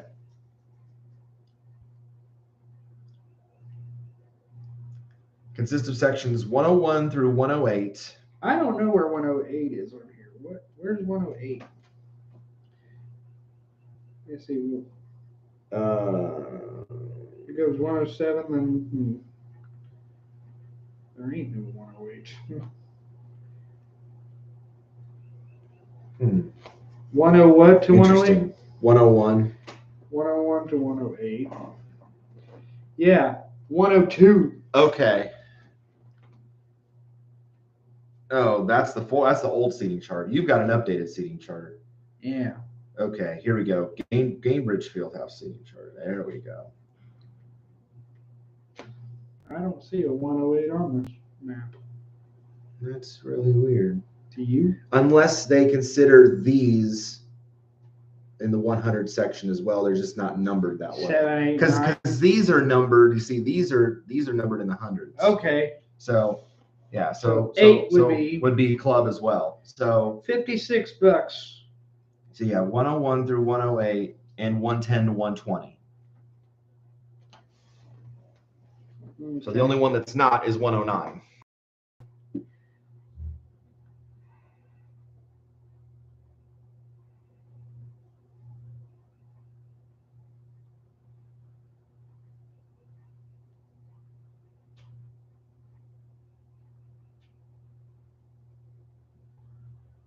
So yeah, that's where we will be tonight. Yeah. But yeah, I'm obviously this is my first one in 3 years, so I'm excited to at least attend a game in person again. I think it's all of our Yeah. first in 3 years, because the last one we went to, you took Sarah and I to. And that was the loss to the Magic, right? Yep. Yeah, that was that, and that ended my perfect streak. That ended my perfect streak too. I was 8-0. The Pacers had never lost when I had gone to a game, and that was the first loss I had ever seen. And I was so mad. Like I know it might seem a little crazy, but like for the next 7 days, I'm like, there'll be no mention of the word Magic on my Twitter. I was 119 is a club level. Yes. $56 for the Trailblazers. I mean, that's not bad. But yeah, I was just like, there'll be no mention of the word Magic at all. We're not going to talk about it because I was just so upset they ended my perfect streak. $13 for a nosebleed. Oof. $13. Wow. But hopefully today, start a new one. Yeah. That's what I'm hoping for. Because like I said, the Pacers have played these teams close and they're hanging around, and hopefully today we can break through and take advantage of the fact that Morant will be out. So, especially in front of the home crowd. So that will be very, very nice if we can pull that off. So to say that we are excited is a vast understatement. Yeah. We've been looking forward to this. So, but yeah, with the players the Pacers acquired in the trade, Halliburton's at his peak. He's only 24, and so, or either 23 or 24. And the stunning thing was, no one thought he would even be available for a trade. Everyone was surprised the Kings traded Tyrese Halliburton to the Pacers. So they were surprised that he was even available. But he can shoot from outside. Buddy Hield can shoot from outside. Brissett has been playing well of late. Duarte, when healthy, plays well. Isaiah Jackson, the other rookie, has come along strong. The one out of Kentucky. We've got some solid contributors. Now, the last game against Atlanta, we had like 5 players out. The problem is we're not really good on depth. We've been hit hard by injury. Let's see. Last night, I know Stevenson didn't play because the ankle issue. Brogdon was out with a concussion. Warren is still out. McConnell is still out. Of course, Rubio's out for the year with a torn ACL. Okay. He probably will never play a game in a Pacer uniform. But I think Duarte's back because he was dealing with a big toe injury for a while, but I think he's back. So, of course, I know Turner's had the foot issue, so I don't know if he's back yet or not. But yeah, hopefully tonight we'll see a win.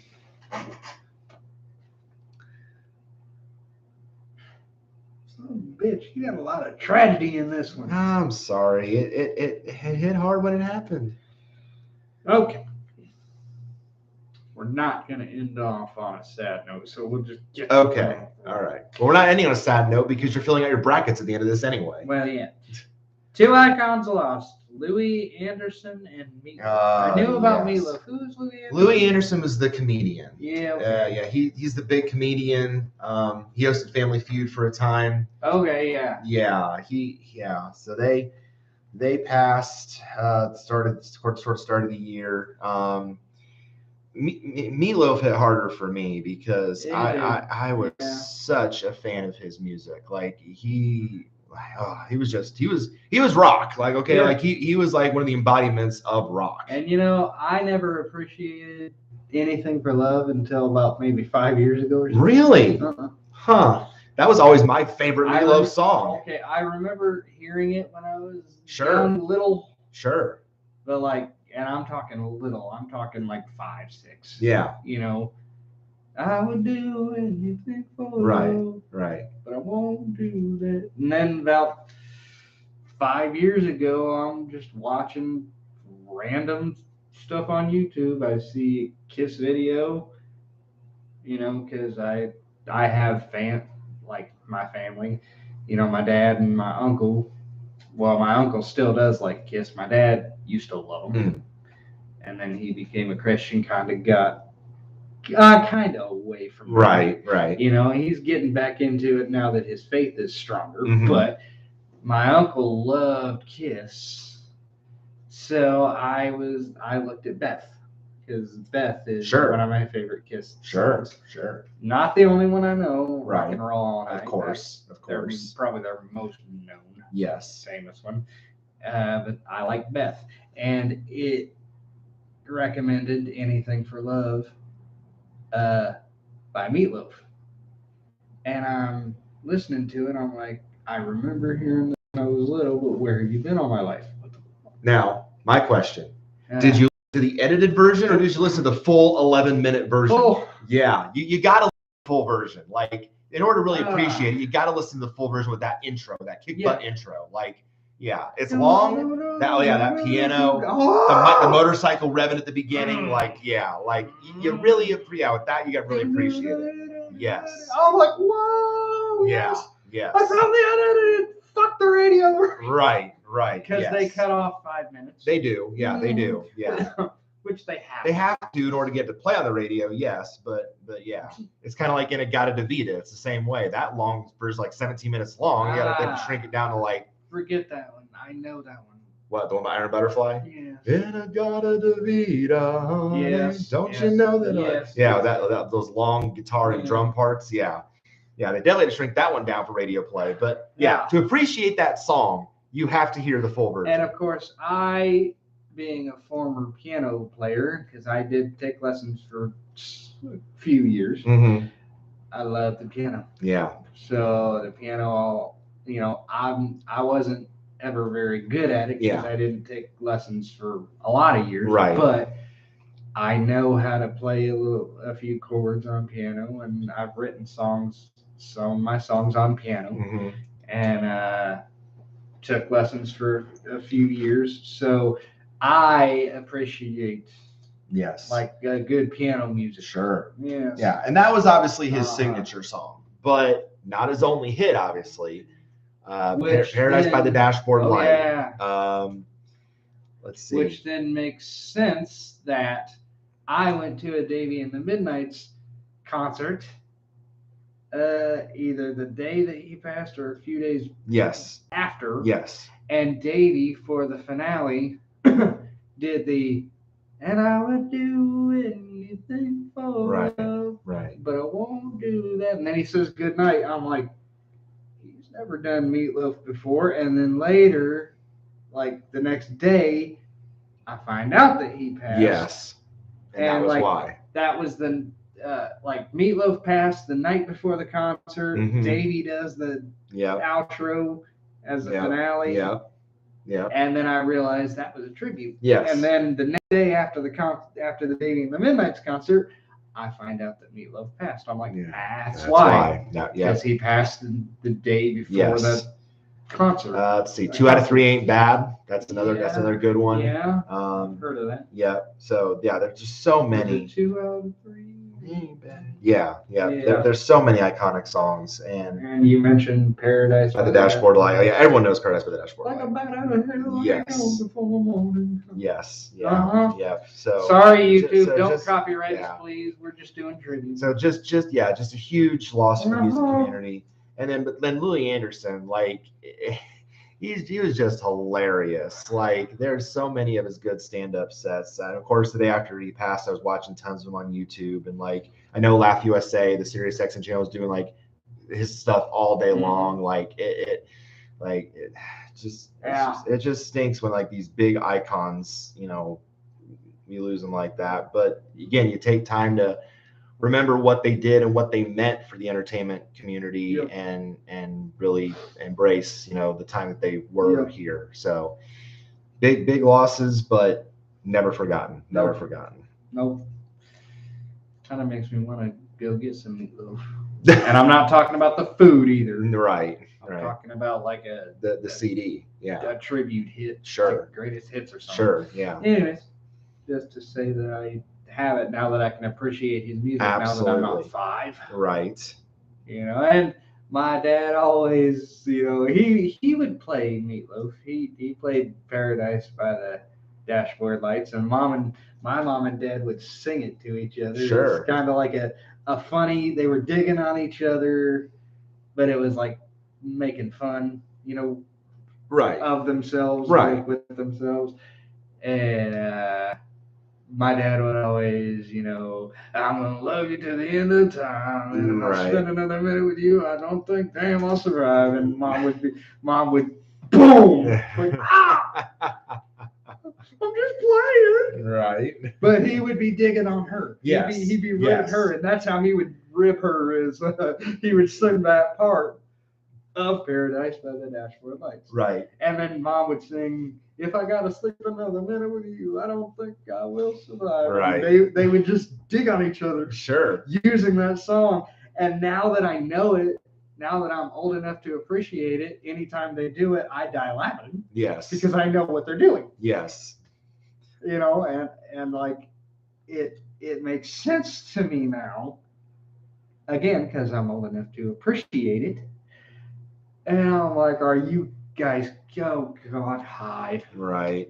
I pull my shirt over my head like, oh God. Right. They're digging on each other, but that's the song they would use to rib at each other, is that part from Paradise by the Yes. Dashboard Lights. Yes.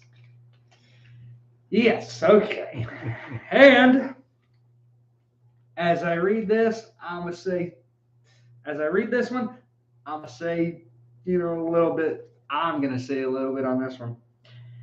Recipes of the month, homemade Frosties, and Shamrock Shakes. Do you know how to make a Shamrock Shake, or is that just because you tried it, number one? There is a recipe online. Number two,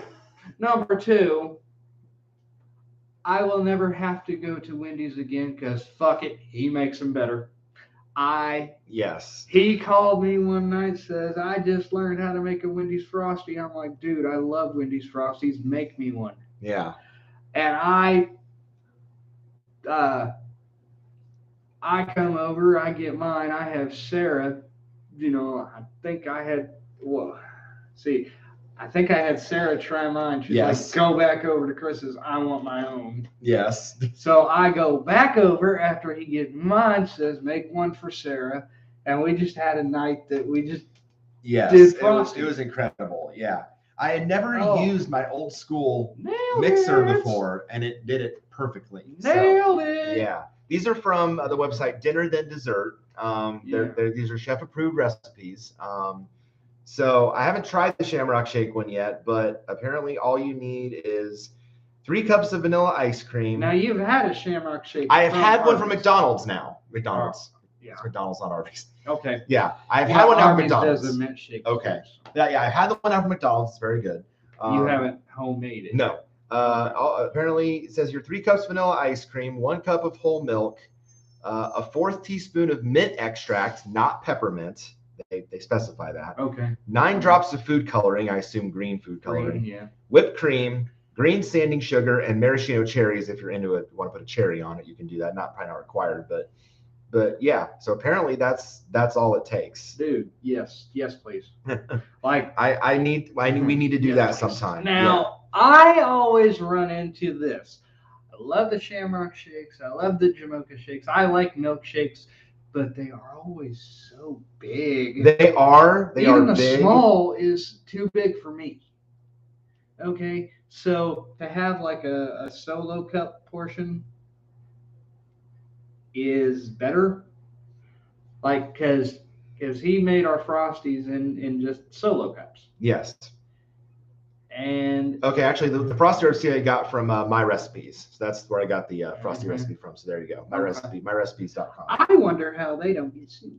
Right. Like, seriously, when you say when your first sentence is our homemade Frosty tastes just like the real deal and is easier than going to a drive-thru. It does. You better back that up. It does. Yeah, you better back that up. I mean, I'm sure if we had the homemade Frosty right next to the Wendy's Frosty, we could tell a difference. Mm-hmm. But without sampling both of them, I don't know if I could. I really don't know. Actually, that wasn't the one I used either. The one I used was from Chunky Chef. Are you sure? Yes, this is the one. Yes, this is the one I did. The perfect copycat. Yeah, this is the one actually I used. The one from Chunky Chef. Now, like the consistency might be a little different. Yeah, 3 simple ingredients. Yep, you can make it in minutes and taste just like the real thing. Yeah. It does. Yeah. Or maybe just, again, we didn't sample. I didn't have a Wendy's cup right next to it, so I haven't compared. Right. But it's good enough for me. Yeah. I'm just going to say that. All you need is vanilla ice cream, Nesquik powder, and milk. Yep. That's it. That's. Yep. Yeah, Joshua, you should try to make one too. Yeah, dude, it's amazing. It is absolutely incredible. Yeah. Do it. Yeah, do it. It is absolutely amazing. Do it.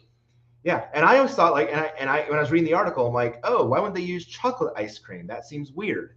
But yeah, the vanilla one totally came out on top according to this article. So there you go. Yeah. So, but yeah, and maybe the chocolate.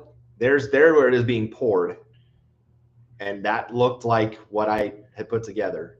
Yeah. Yeah. So, yeah, it is definitely looks like that, and it's amazing.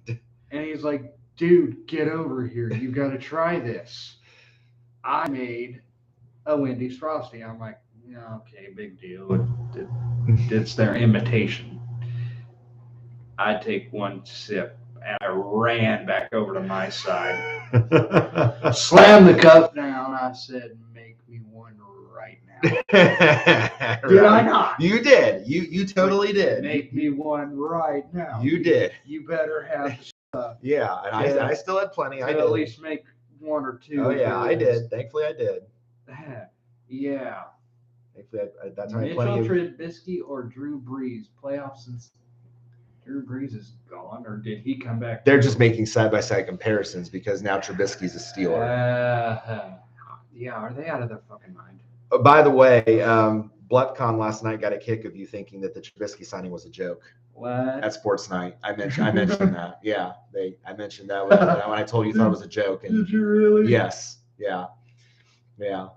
Was that a Joke. And Trizzy, who's one of the people in Discord, I said, "Oh, Trubisky's a Steeler," and he goes, "I'm sorry, what?" And I go, "Yeah, that's not a joke. Trubisky's a Pittsburgh Steeler." And he goes, because he's a Cleveland Browns fan. He goes, "Oh, I'm sorry. I'm gonna excuse myself for a minute to laugh out loud for a minute. Please excuse me." And then I'm like, "No, never mind. Actually, I'll stick around, but I'll still laugh internally." I literally said, "Is this a joke?" Yeah. And I screenshotted you the herd talking about it. Yeah. And then I said, Pittsburgh, prepare to suck. They're gonna suck. Yeah, I'm sorry. If Trubisky's gonna be your starter, it's like Drew Lock in Seattle. If you're gonna start him, you're gonna be at the bottom of the division. And then I see on YouTube a guy that I follow, Microphone, says he's back, which is Tom Brady. I said, forget that. Tom Brady's unretired. I was like, forget that. Pittsburgh. I said, Pittsburgh, prepare to suck. I said, NFL, prepare to suck. Because the Bucks are now on the sports books. They're once again co-favorites in the NFC. I bet they are. Yeah. So, well, the topics are done, but we still have a couple more orders of business to finish. You've got some brackets to pick. Since you didn't get a chance to last night. Another QB on the move. Trubisky will be the starter for the ... Pittsburgh Steelers. Yes. I said, that's a joke, right? You can see. Yeah, here's the text screenshot. That's a joke, right? Yeah. I'm actually on my text. But I said, that's a joke, right? And he goes, no. The herd just reported it. I go, wow, Pittsburgh, get ready to suck. Yeah. And Josh was like, of course Tom Brady's unretired. I had a feeling. Dude, I think a lot of people had a feeling. When he went on the radio show the next few days and said, never say never.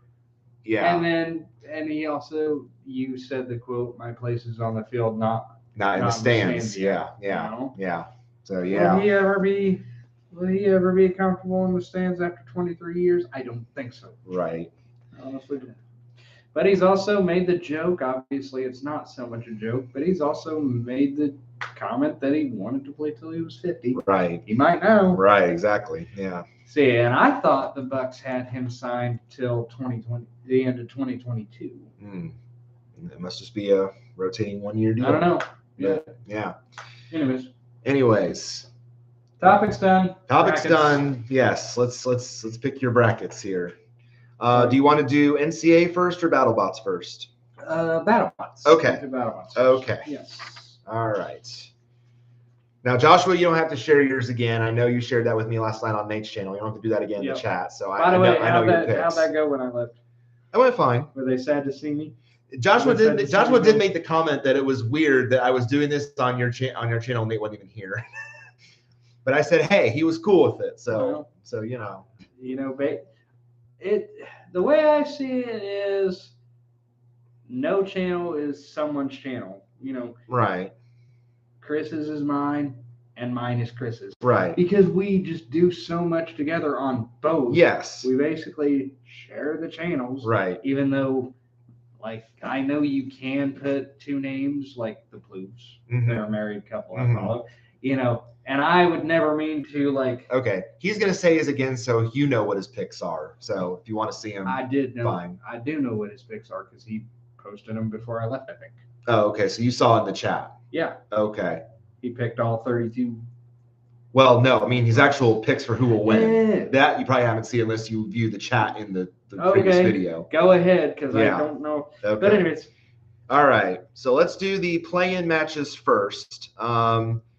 Scorpios and Malice. Malice is going to beat Scorpios. Okay. Then I say Endgame will beat, unfortunately, Endgame will beat Malice. All right. Then the other side, what about Hydra and Defender? I don't know. Defender is a spinner. Let's see. I gotta pull up my. Give me a minute. Pull up my stats here. There we go. Go to the bottom. Defender is a lifter grappler. As much as puke as it's going to say, I'll say Hydra on the strength I of actually his flipper. did pick them too, honestly. So yeah, Hydra it was on the vomit. strength of his flipper for that one. Yeah, it was vomit. I agree. Okay. Left side, Minotaur and Bloodsport. Minotaur and Bloodsport. That's the drum going up against that blade of Bloodsport. Minotaur, if he can get up to full speed. Okay. I'm just going to predict that one. Copperhead and Lucky. Copperhead. Yeah. Again, another drum. Very, very strong. Oh, now Glitch and Witch Glitch Doctor. and Witch Doctor. That one was hard for me too.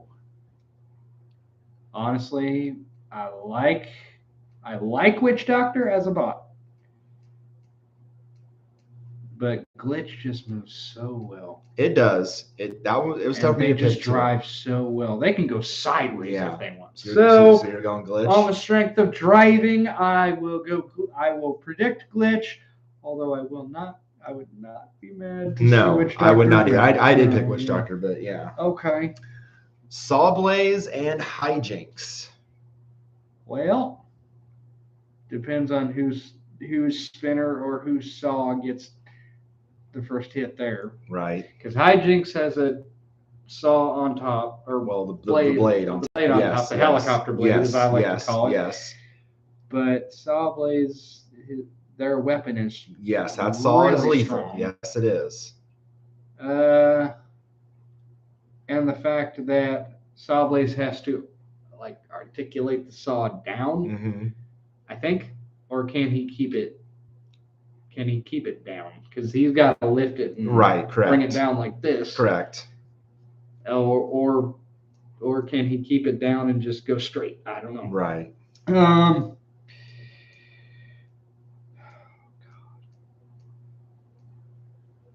Again, I'm not necessarily trying to pick the higher seeds here, but I say Sawblaze again on the strength of driving. All right. I really Jameson is a good driver. Yes. All right. Hypershock and P1. Hypershock's a blade. P1's got the flipper. I'm going to go Hypershock on this one because Okay. I honestly think P1's flipper is weak. Yeah, and Will's bot is definitely a lot better than what it used to be.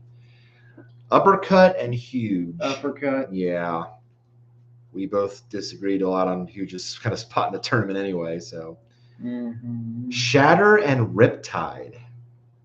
Now you've been I am on Riptide. Yeah, I am on Riptide. Yeah. So you know what? I actually am going to try going Riptide there. Okay. You've been on Riptide, and I've been proven wrong so many times when Riptide's fighting. Right. So, yeah. All right. Ribot and Hydra. Ribot and Hydra. Yes.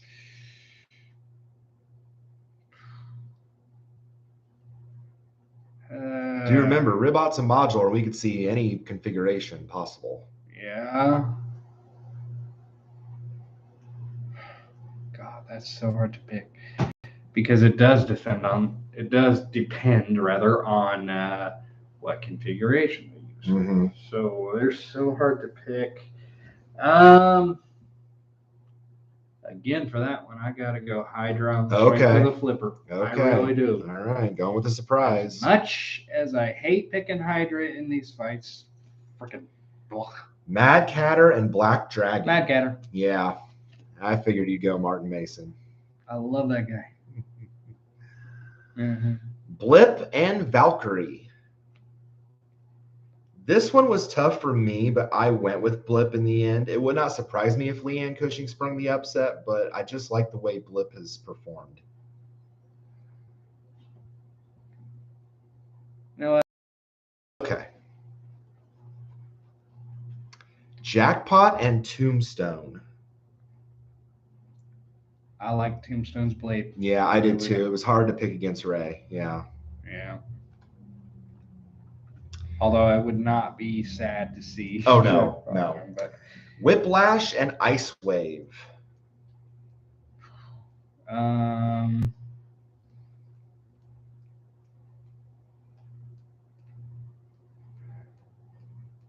We'll go Ice Wave there. I know you're not a fan of Whiplash. Yeah. Well, it's not just because of that. Right. I just like Ice Wave better in that fight. I have a feeling you're going to go with this next one with Cobalt and Yeti. Cobalt. Yes, I know you've been high on Cobalt. After he shattered Ghost Raptor. Ghost yeah. Raptor, no pun intended Right. to shatter, but Rotator and Shredderator. that shouldn't even be a question. I know how you feel now about Captain Shredderator. Even after the win over Tombstone, you still feel that way about Captain Shredderator. Fluke. Yeah. Tantrum and Gigabyte. Oh, now that one is hard because those are both good bots. Yes. Tantrum with that puncher and then Gigabyte being that full body spinner when it gets up to speed is very powerful. A lot of kinetic energy. Honestly, I'm going to go Tantrum. Okay. And there's a reason Okay. for Tantrum. Because even when Gigabyte hits, you said it, kinetic energy. It can also cause damage to itself. I have seen Gigabyte It's its own worst take out enemy. itself. Yes. If it hits just right, it flies to the wall or flies in the screws. It could like rotate itself out of the box if it hits right. Yes. And lands just right or wrong, as it were. Right. I mean, as it spins, it hits and it can flip itself out the box. Literally. Yeah, Joshua agrees with you on some of these, but not all of them. Yeah. I know he's got P1 over Hypershock, he's got Yeti over Cobalt, and he's got Shredderator over Rotator. Man. All right, second round, Endgame and Minotaur. Oh God. It is tough.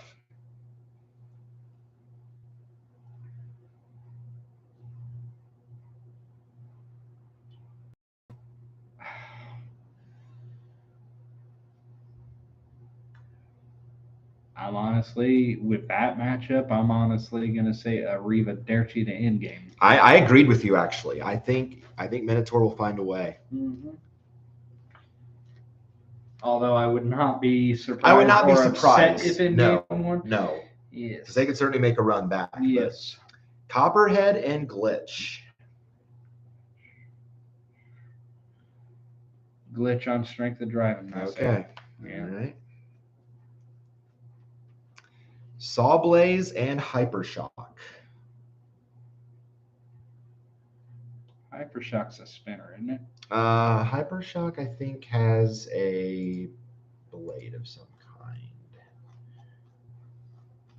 Where are you, Hypershock? You're up here somewhere. A vertical disc spinner. Vertical disc. Yeah, vertical disc. So it's this way or this way? That way. That way. Yes. I'm gonna say Hypershock. Oh, another upset. All right. Go with Will Because Bales. Sawblaze has to bring the saw down. Hypershock does not. All right, and then Uppercut and Riptide.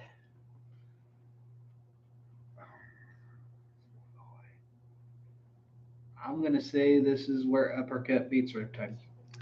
I think I agreed with you. I like that. I like Riptide, but I think I put Riptide in the round of 8. Yeah. I like Riptide, but I like that spinner of Uppercut. It is I pretty like strong. It is pretty strong. I will give it that. Yeah. Hydra and Mad Catter. This is where Hydra goes. Of course. Yeah. Against that, I will probably never pick Right. against Mad Catter. Blip and Tombstone. Tombstone. Okay.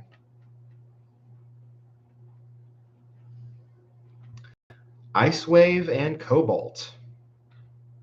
Again, gotta go Cobalt. I kind of figured. And Rotator and Tantrum. Oh. That one definitely is tough. I'm gonna go Rotator there. Just Okay. as a guess, but I would not be sad to see Tantrum. I think you and Joshua are very different. Yeah, because he's got Endgame, Copperhead, Sawblaze, Riptide. He does have Mad Catter, Blip, Yeti, and Tantrum. So yeah, Okay. you're very different. All right. Round of 8 All now. right, yep, a round of 8. Minotaur and Glitch. I say honestly, this is where Glitch goes. Okay. Because that spinner can hit Mhm. anywhere. Hypershock and Uppercut. I want uppercut. Yeah. Yeah. Okay. I thought you were going to say, but I'm going the other way. But No. no. Okay. All right. Mad Catter and Tombstone. Mad Catter, although I would not be sad to see Tombstone win, but I'm guessing Mad Catter. A lot of these are guesses, guys. So my bracket's probably gonna suck. I know that. Cobalt and Rotator.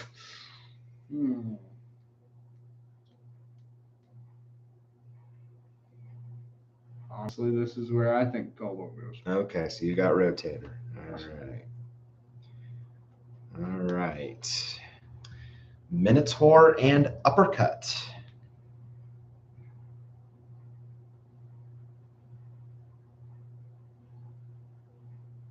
This is where Minotaur goes out. Ooh, For okay. me. Okay.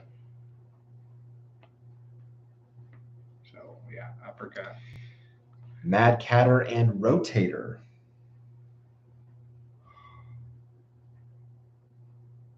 God,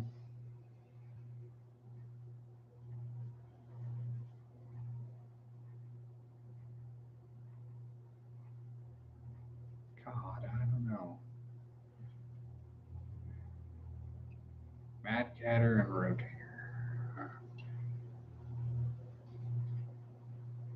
Again, I can't pick against Mad Catter. I love Mad Catter. He's probably my favorite bot there. All right. In your opinion, who wins the nut, Uppercut or Mad Catter?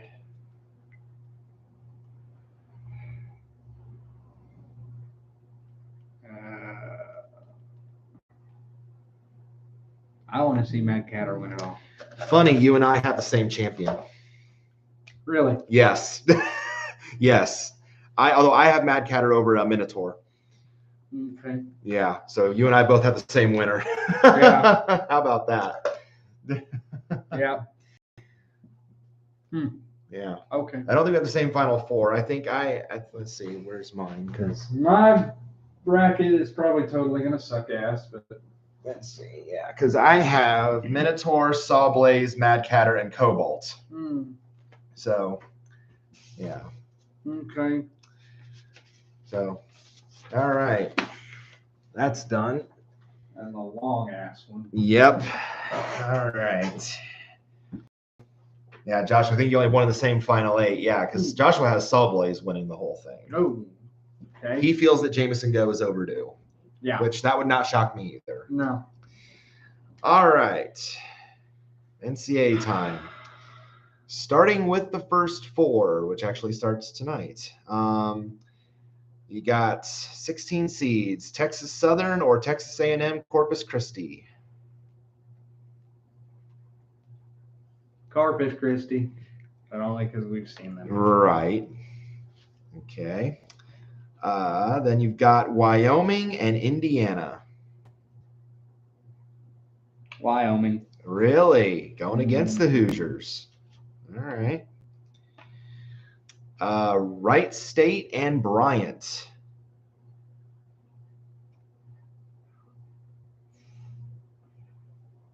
Don't know either of them.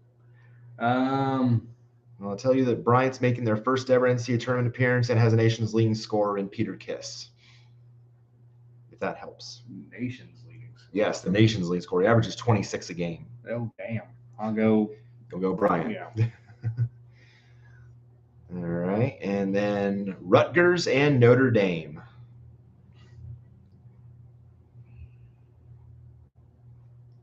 Please, Rutgers, kick them out. Yes. I'm with you on that. Yeah, I did not agree with Notre Dame's selection in the field. No. All right. First rounds, Gonzaga and Georgia State. Yeah, I had a feeling. That's one's pretty much an easy one. Boise State and Memphis.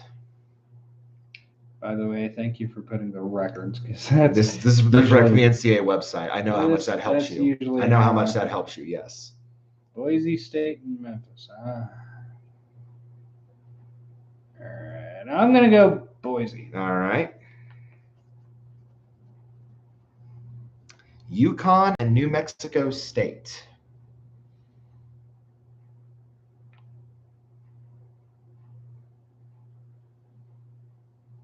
I'm honestly going to pick the upset. Wow, going with the Aggies. All right. Most of my picks are based on record anyway. Right. Years. Right. Uh-huh. Arkansas and Vermont.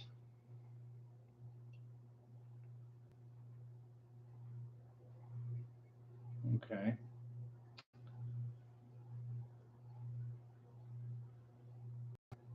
Okay, record-wise, I would say Vermont, but Arkansas is still a good team, always has been. Mm-hmm. So, yeah, I say 4 beats 18. 13. 13. Yeah. All right. Arkansas comes out of that matchup. Alabama or Rutgers? At this point, they both have the same record. At this point, if Rutgers beats Notre Dame, so they'd both be 19 and 13. I say SEC beats Big Ten. Okay, Bama. Some are based on conference too. I Sure. would say that. Texas Tech and Montana State.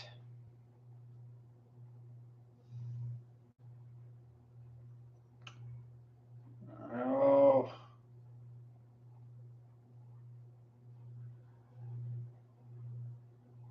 Why is Montana State ranked so low when they have a better record? Probably because they're from the Big Sky Conference. It's a one-bid league. Okay.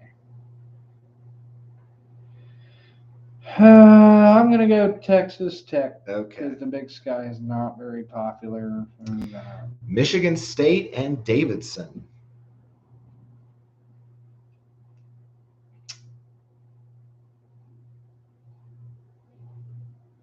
I'm going to go Michigan State there. Okay, going Sparty. All right. Yeah. And then Duke and Cal State Fullerton. Cal State Fullerton. I will never pick Duke. Nice. I will never pick Duke in my life. All right. East Region first round. Baylor and Norfolk State. Again, I'll never pick Baylor. Oh, Fuck going Baylor. to 16. Nice. North Carolina and Marquette. North Carolina. Of course. St. Mary's and Wyoming. I'll go Wyoming then. Okay, keeping the usually one team from the first four does advance to the next round, so that's kind of a tradition that's going on. UCLA and Akron. I'll go UCLA. Yeah, on Bruins are very popularity, strong. honestly. Yeah, very strong team. Texas and Virginia Tech. Stars at night are big and bright deep in the heart of Texas. Not going with the ACC tourney champs. All right. Well, Purdue and Yale, I would be surprised if you pulled the upset there. what, Purdue? Yeah. Yeah. Yeah. No surprise also that Matt and Tabby of Purdue both winning the whole thing. What? Yes. I don't think they ever will, but Murray State and San Francisco. I'll go Murray State just because they got the better record and I don't really. On like a 20-game winning streak right now. Okay, yeah. And then Kentucky and St. Peter's. St. Peter's is 19 and 11. They got cut off there on the bottom. Yeah. So they're 19 and 11. I'll go Kentucky. Okay. You want to stick with the left side or shift over to the other side? Do them side. Okay. Do them side by side. Okay. Arizona and Bryant. No, I mean Oh, you're just going to keep going down the left side. side Okay. by side. Okay. Yeah. Okay. So we'll keep going on the second round Yeah. on the left. Okay. Gonzaga, Boise State. Gonzaga. Okay. New Mexico State and Arkansas.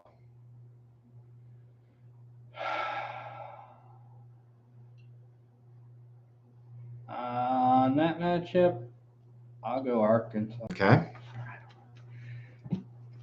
Alabama, Texas Tech. Bama.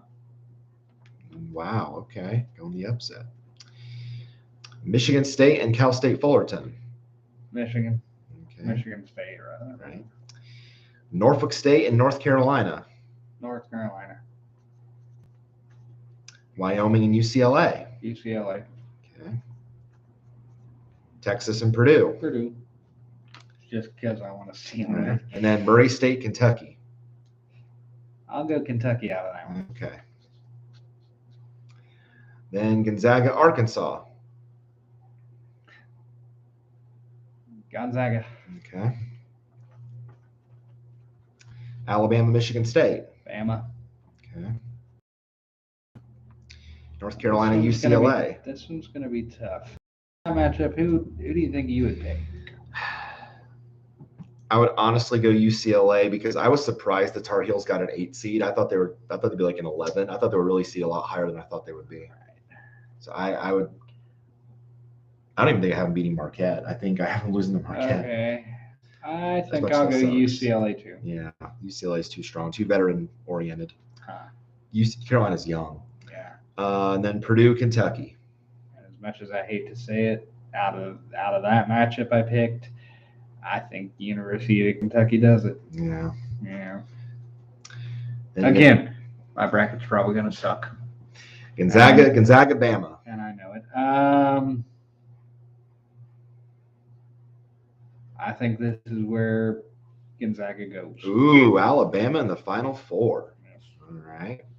And then UCLA, Kentucky.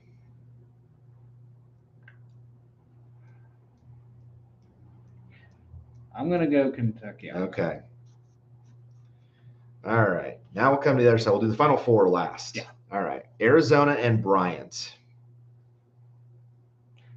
Arizona there. Yeah. Very strong team. Yeah. Seton Hall, TCU. TCU. Yeah. Houston and UAB.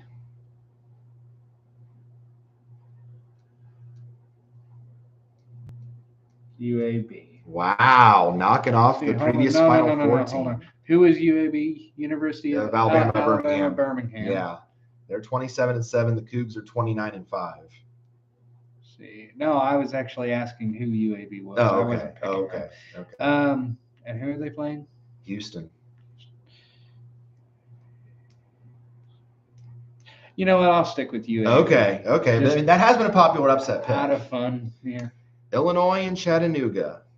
Illinois. Okay. Yeah. Colorado State and Michigan. I'm going to go Michigan. All right. That's a popular upset pick, too. Tennessee and Longwood. Tennessee. Yep.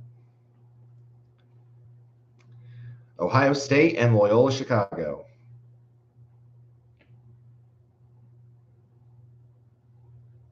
What the hell did Ohio State get in with 19 and 11? And a 7 seed? Yeah, it is surprising.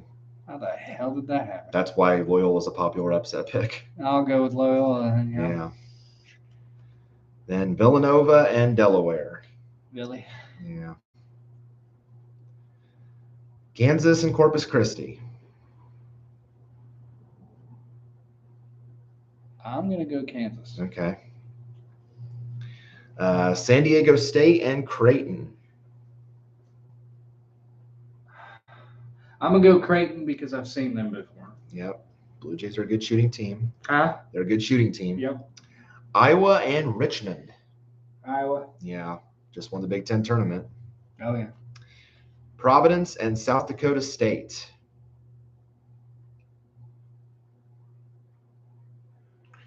What do you think? We're all on the Jackrabbits on the upset. Okay. In fact, that's the one I called on my selection show breakdown. I called that upset. That Providence is going down. Okay, you're going South Dakota. I'm going South Dakota State. I think I'm going to go South Dakota State as well. Yes. Okay. They can shoot the lights out. And Providence has played these close games like the Houdini of the tournament. Yep. LSU and Iowa State. I'm going to go LSU on that. All right. I don't know if that's an upset. It's not in seeding, no. Okay. Wisconsin and Colgate. I got to go Wisconsin. Yep. Just because stronger conference. Yes. USC and Miami. I'll go USC there. Okay. And then Auburn and Jacksonville State. Auburn. Yeah. Too strong. All right. Second round this side. Arizona, TCU.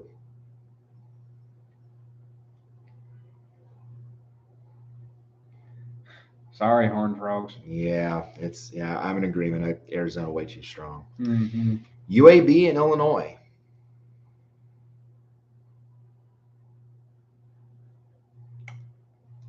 UAB goes on. Wow, they're going to 12 for the Sweet 16. All right. Mm-hmm. Michigan and Tennessee. That's a tough one. It is.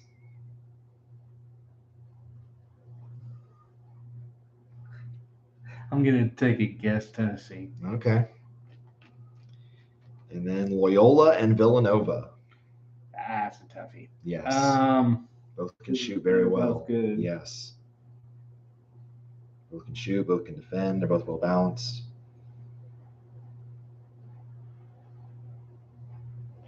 I'm going to go Villanova based on experience. Okay. Even though Loyola went to a Final Four. Villanova's went deep too. And then they've won titles. That's true. Kansas and Creighton. Kansas. Yeah. Iowa and South Dakota State. Iowa. Yeah. I know I'm out of frame, but I'm kind of like guy got my head on his desk because I'm thinking. Yeah. Sorry, LSU and Wisconsin. I'm gonna go LSU there. Ooh, all right, a little bit of an upset. And then USC and Auburn. I'm gonna go USC. Ooh, Tigers getting knocked out. The other Tigers. Mm-hmm. All right. Then Arizona UAB. I'm gonna go Arizona there. All right. Blazers run ends. You said Blazers run ends. What does that mean? Meaning the Blazers run would end there at Arizona. Okay. UAB's the Blazers. Tennessee Villanova. Out of that matchup, I'll say Villanova. All right. Again, my bracket's gonna suck. I know. But, Kansas Iowa. said I was good, and they did just win their tournament. Iowa won the Big 10 tournament. Kansas won the Big 12 tournament. That'll conference tournament winners. Yeah. Big 10, Big 12, Big 10, Yeah. Big 12. I say Iowa. I actually agree with you. Off of that matchup, you mean? Okay. And then LSU USC. I say LSU out of that one. All right. Mm-hmm. Then Arizona Villanova. I can't pick against Villanova yet. Okay. So, Villanova. Cats in the Final Four. Yes. And then Iowa LSU. And this is where I think Iowa leaves. Ooh, LSU. All right. All right. Let's crown a Final winner. Alabama, Kentucky, battle of SEC foes. Bama. Ooh, Bama takes down Kentucky. Villanova, LSU.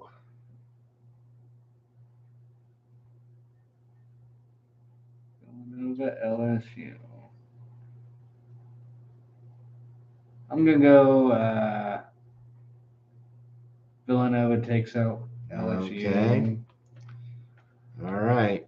Who wins it? Bama or Villanova? And roll tide. Yeah, wow. Alabama is your pick. What's the score? I have no idea.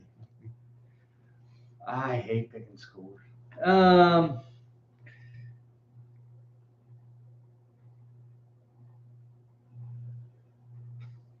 Fuck it. 80 to 70. All right. 80-70. All right. Yeah. There we go. All right. My bracket's gonna suck ass, so no. And as soon as Alabama loses, I'm done. Right. I know that. I'm not very big on picking brackets. I've never been really good. Well, I have Tennessee winning it all. Joshua has Tennessee winning it all, beating Gonzaga. I have Tennessee beating Texas Tech. Okay.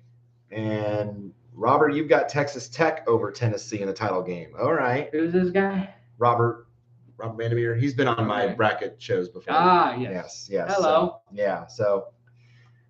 It's just, there's so many possibilities of champions. It's wide open. So Yeah. there's a lot of different picks. All right. I just do it just for fun. I know it's gonna suck. I know I'm gonna get busted. I'm very confident that I'm gonna get busted. There's tons of upsets. A lot of people are going to get busted. I just did one of them. It's a matter of picking the right upset. I just did one of them. Right. Right. Just for fun. All right, we got it in with a little yeah. bit of time to spare. So, Nice. So thank you all for tuning in. And we will see you on the next one, whenever that may be. Yeah.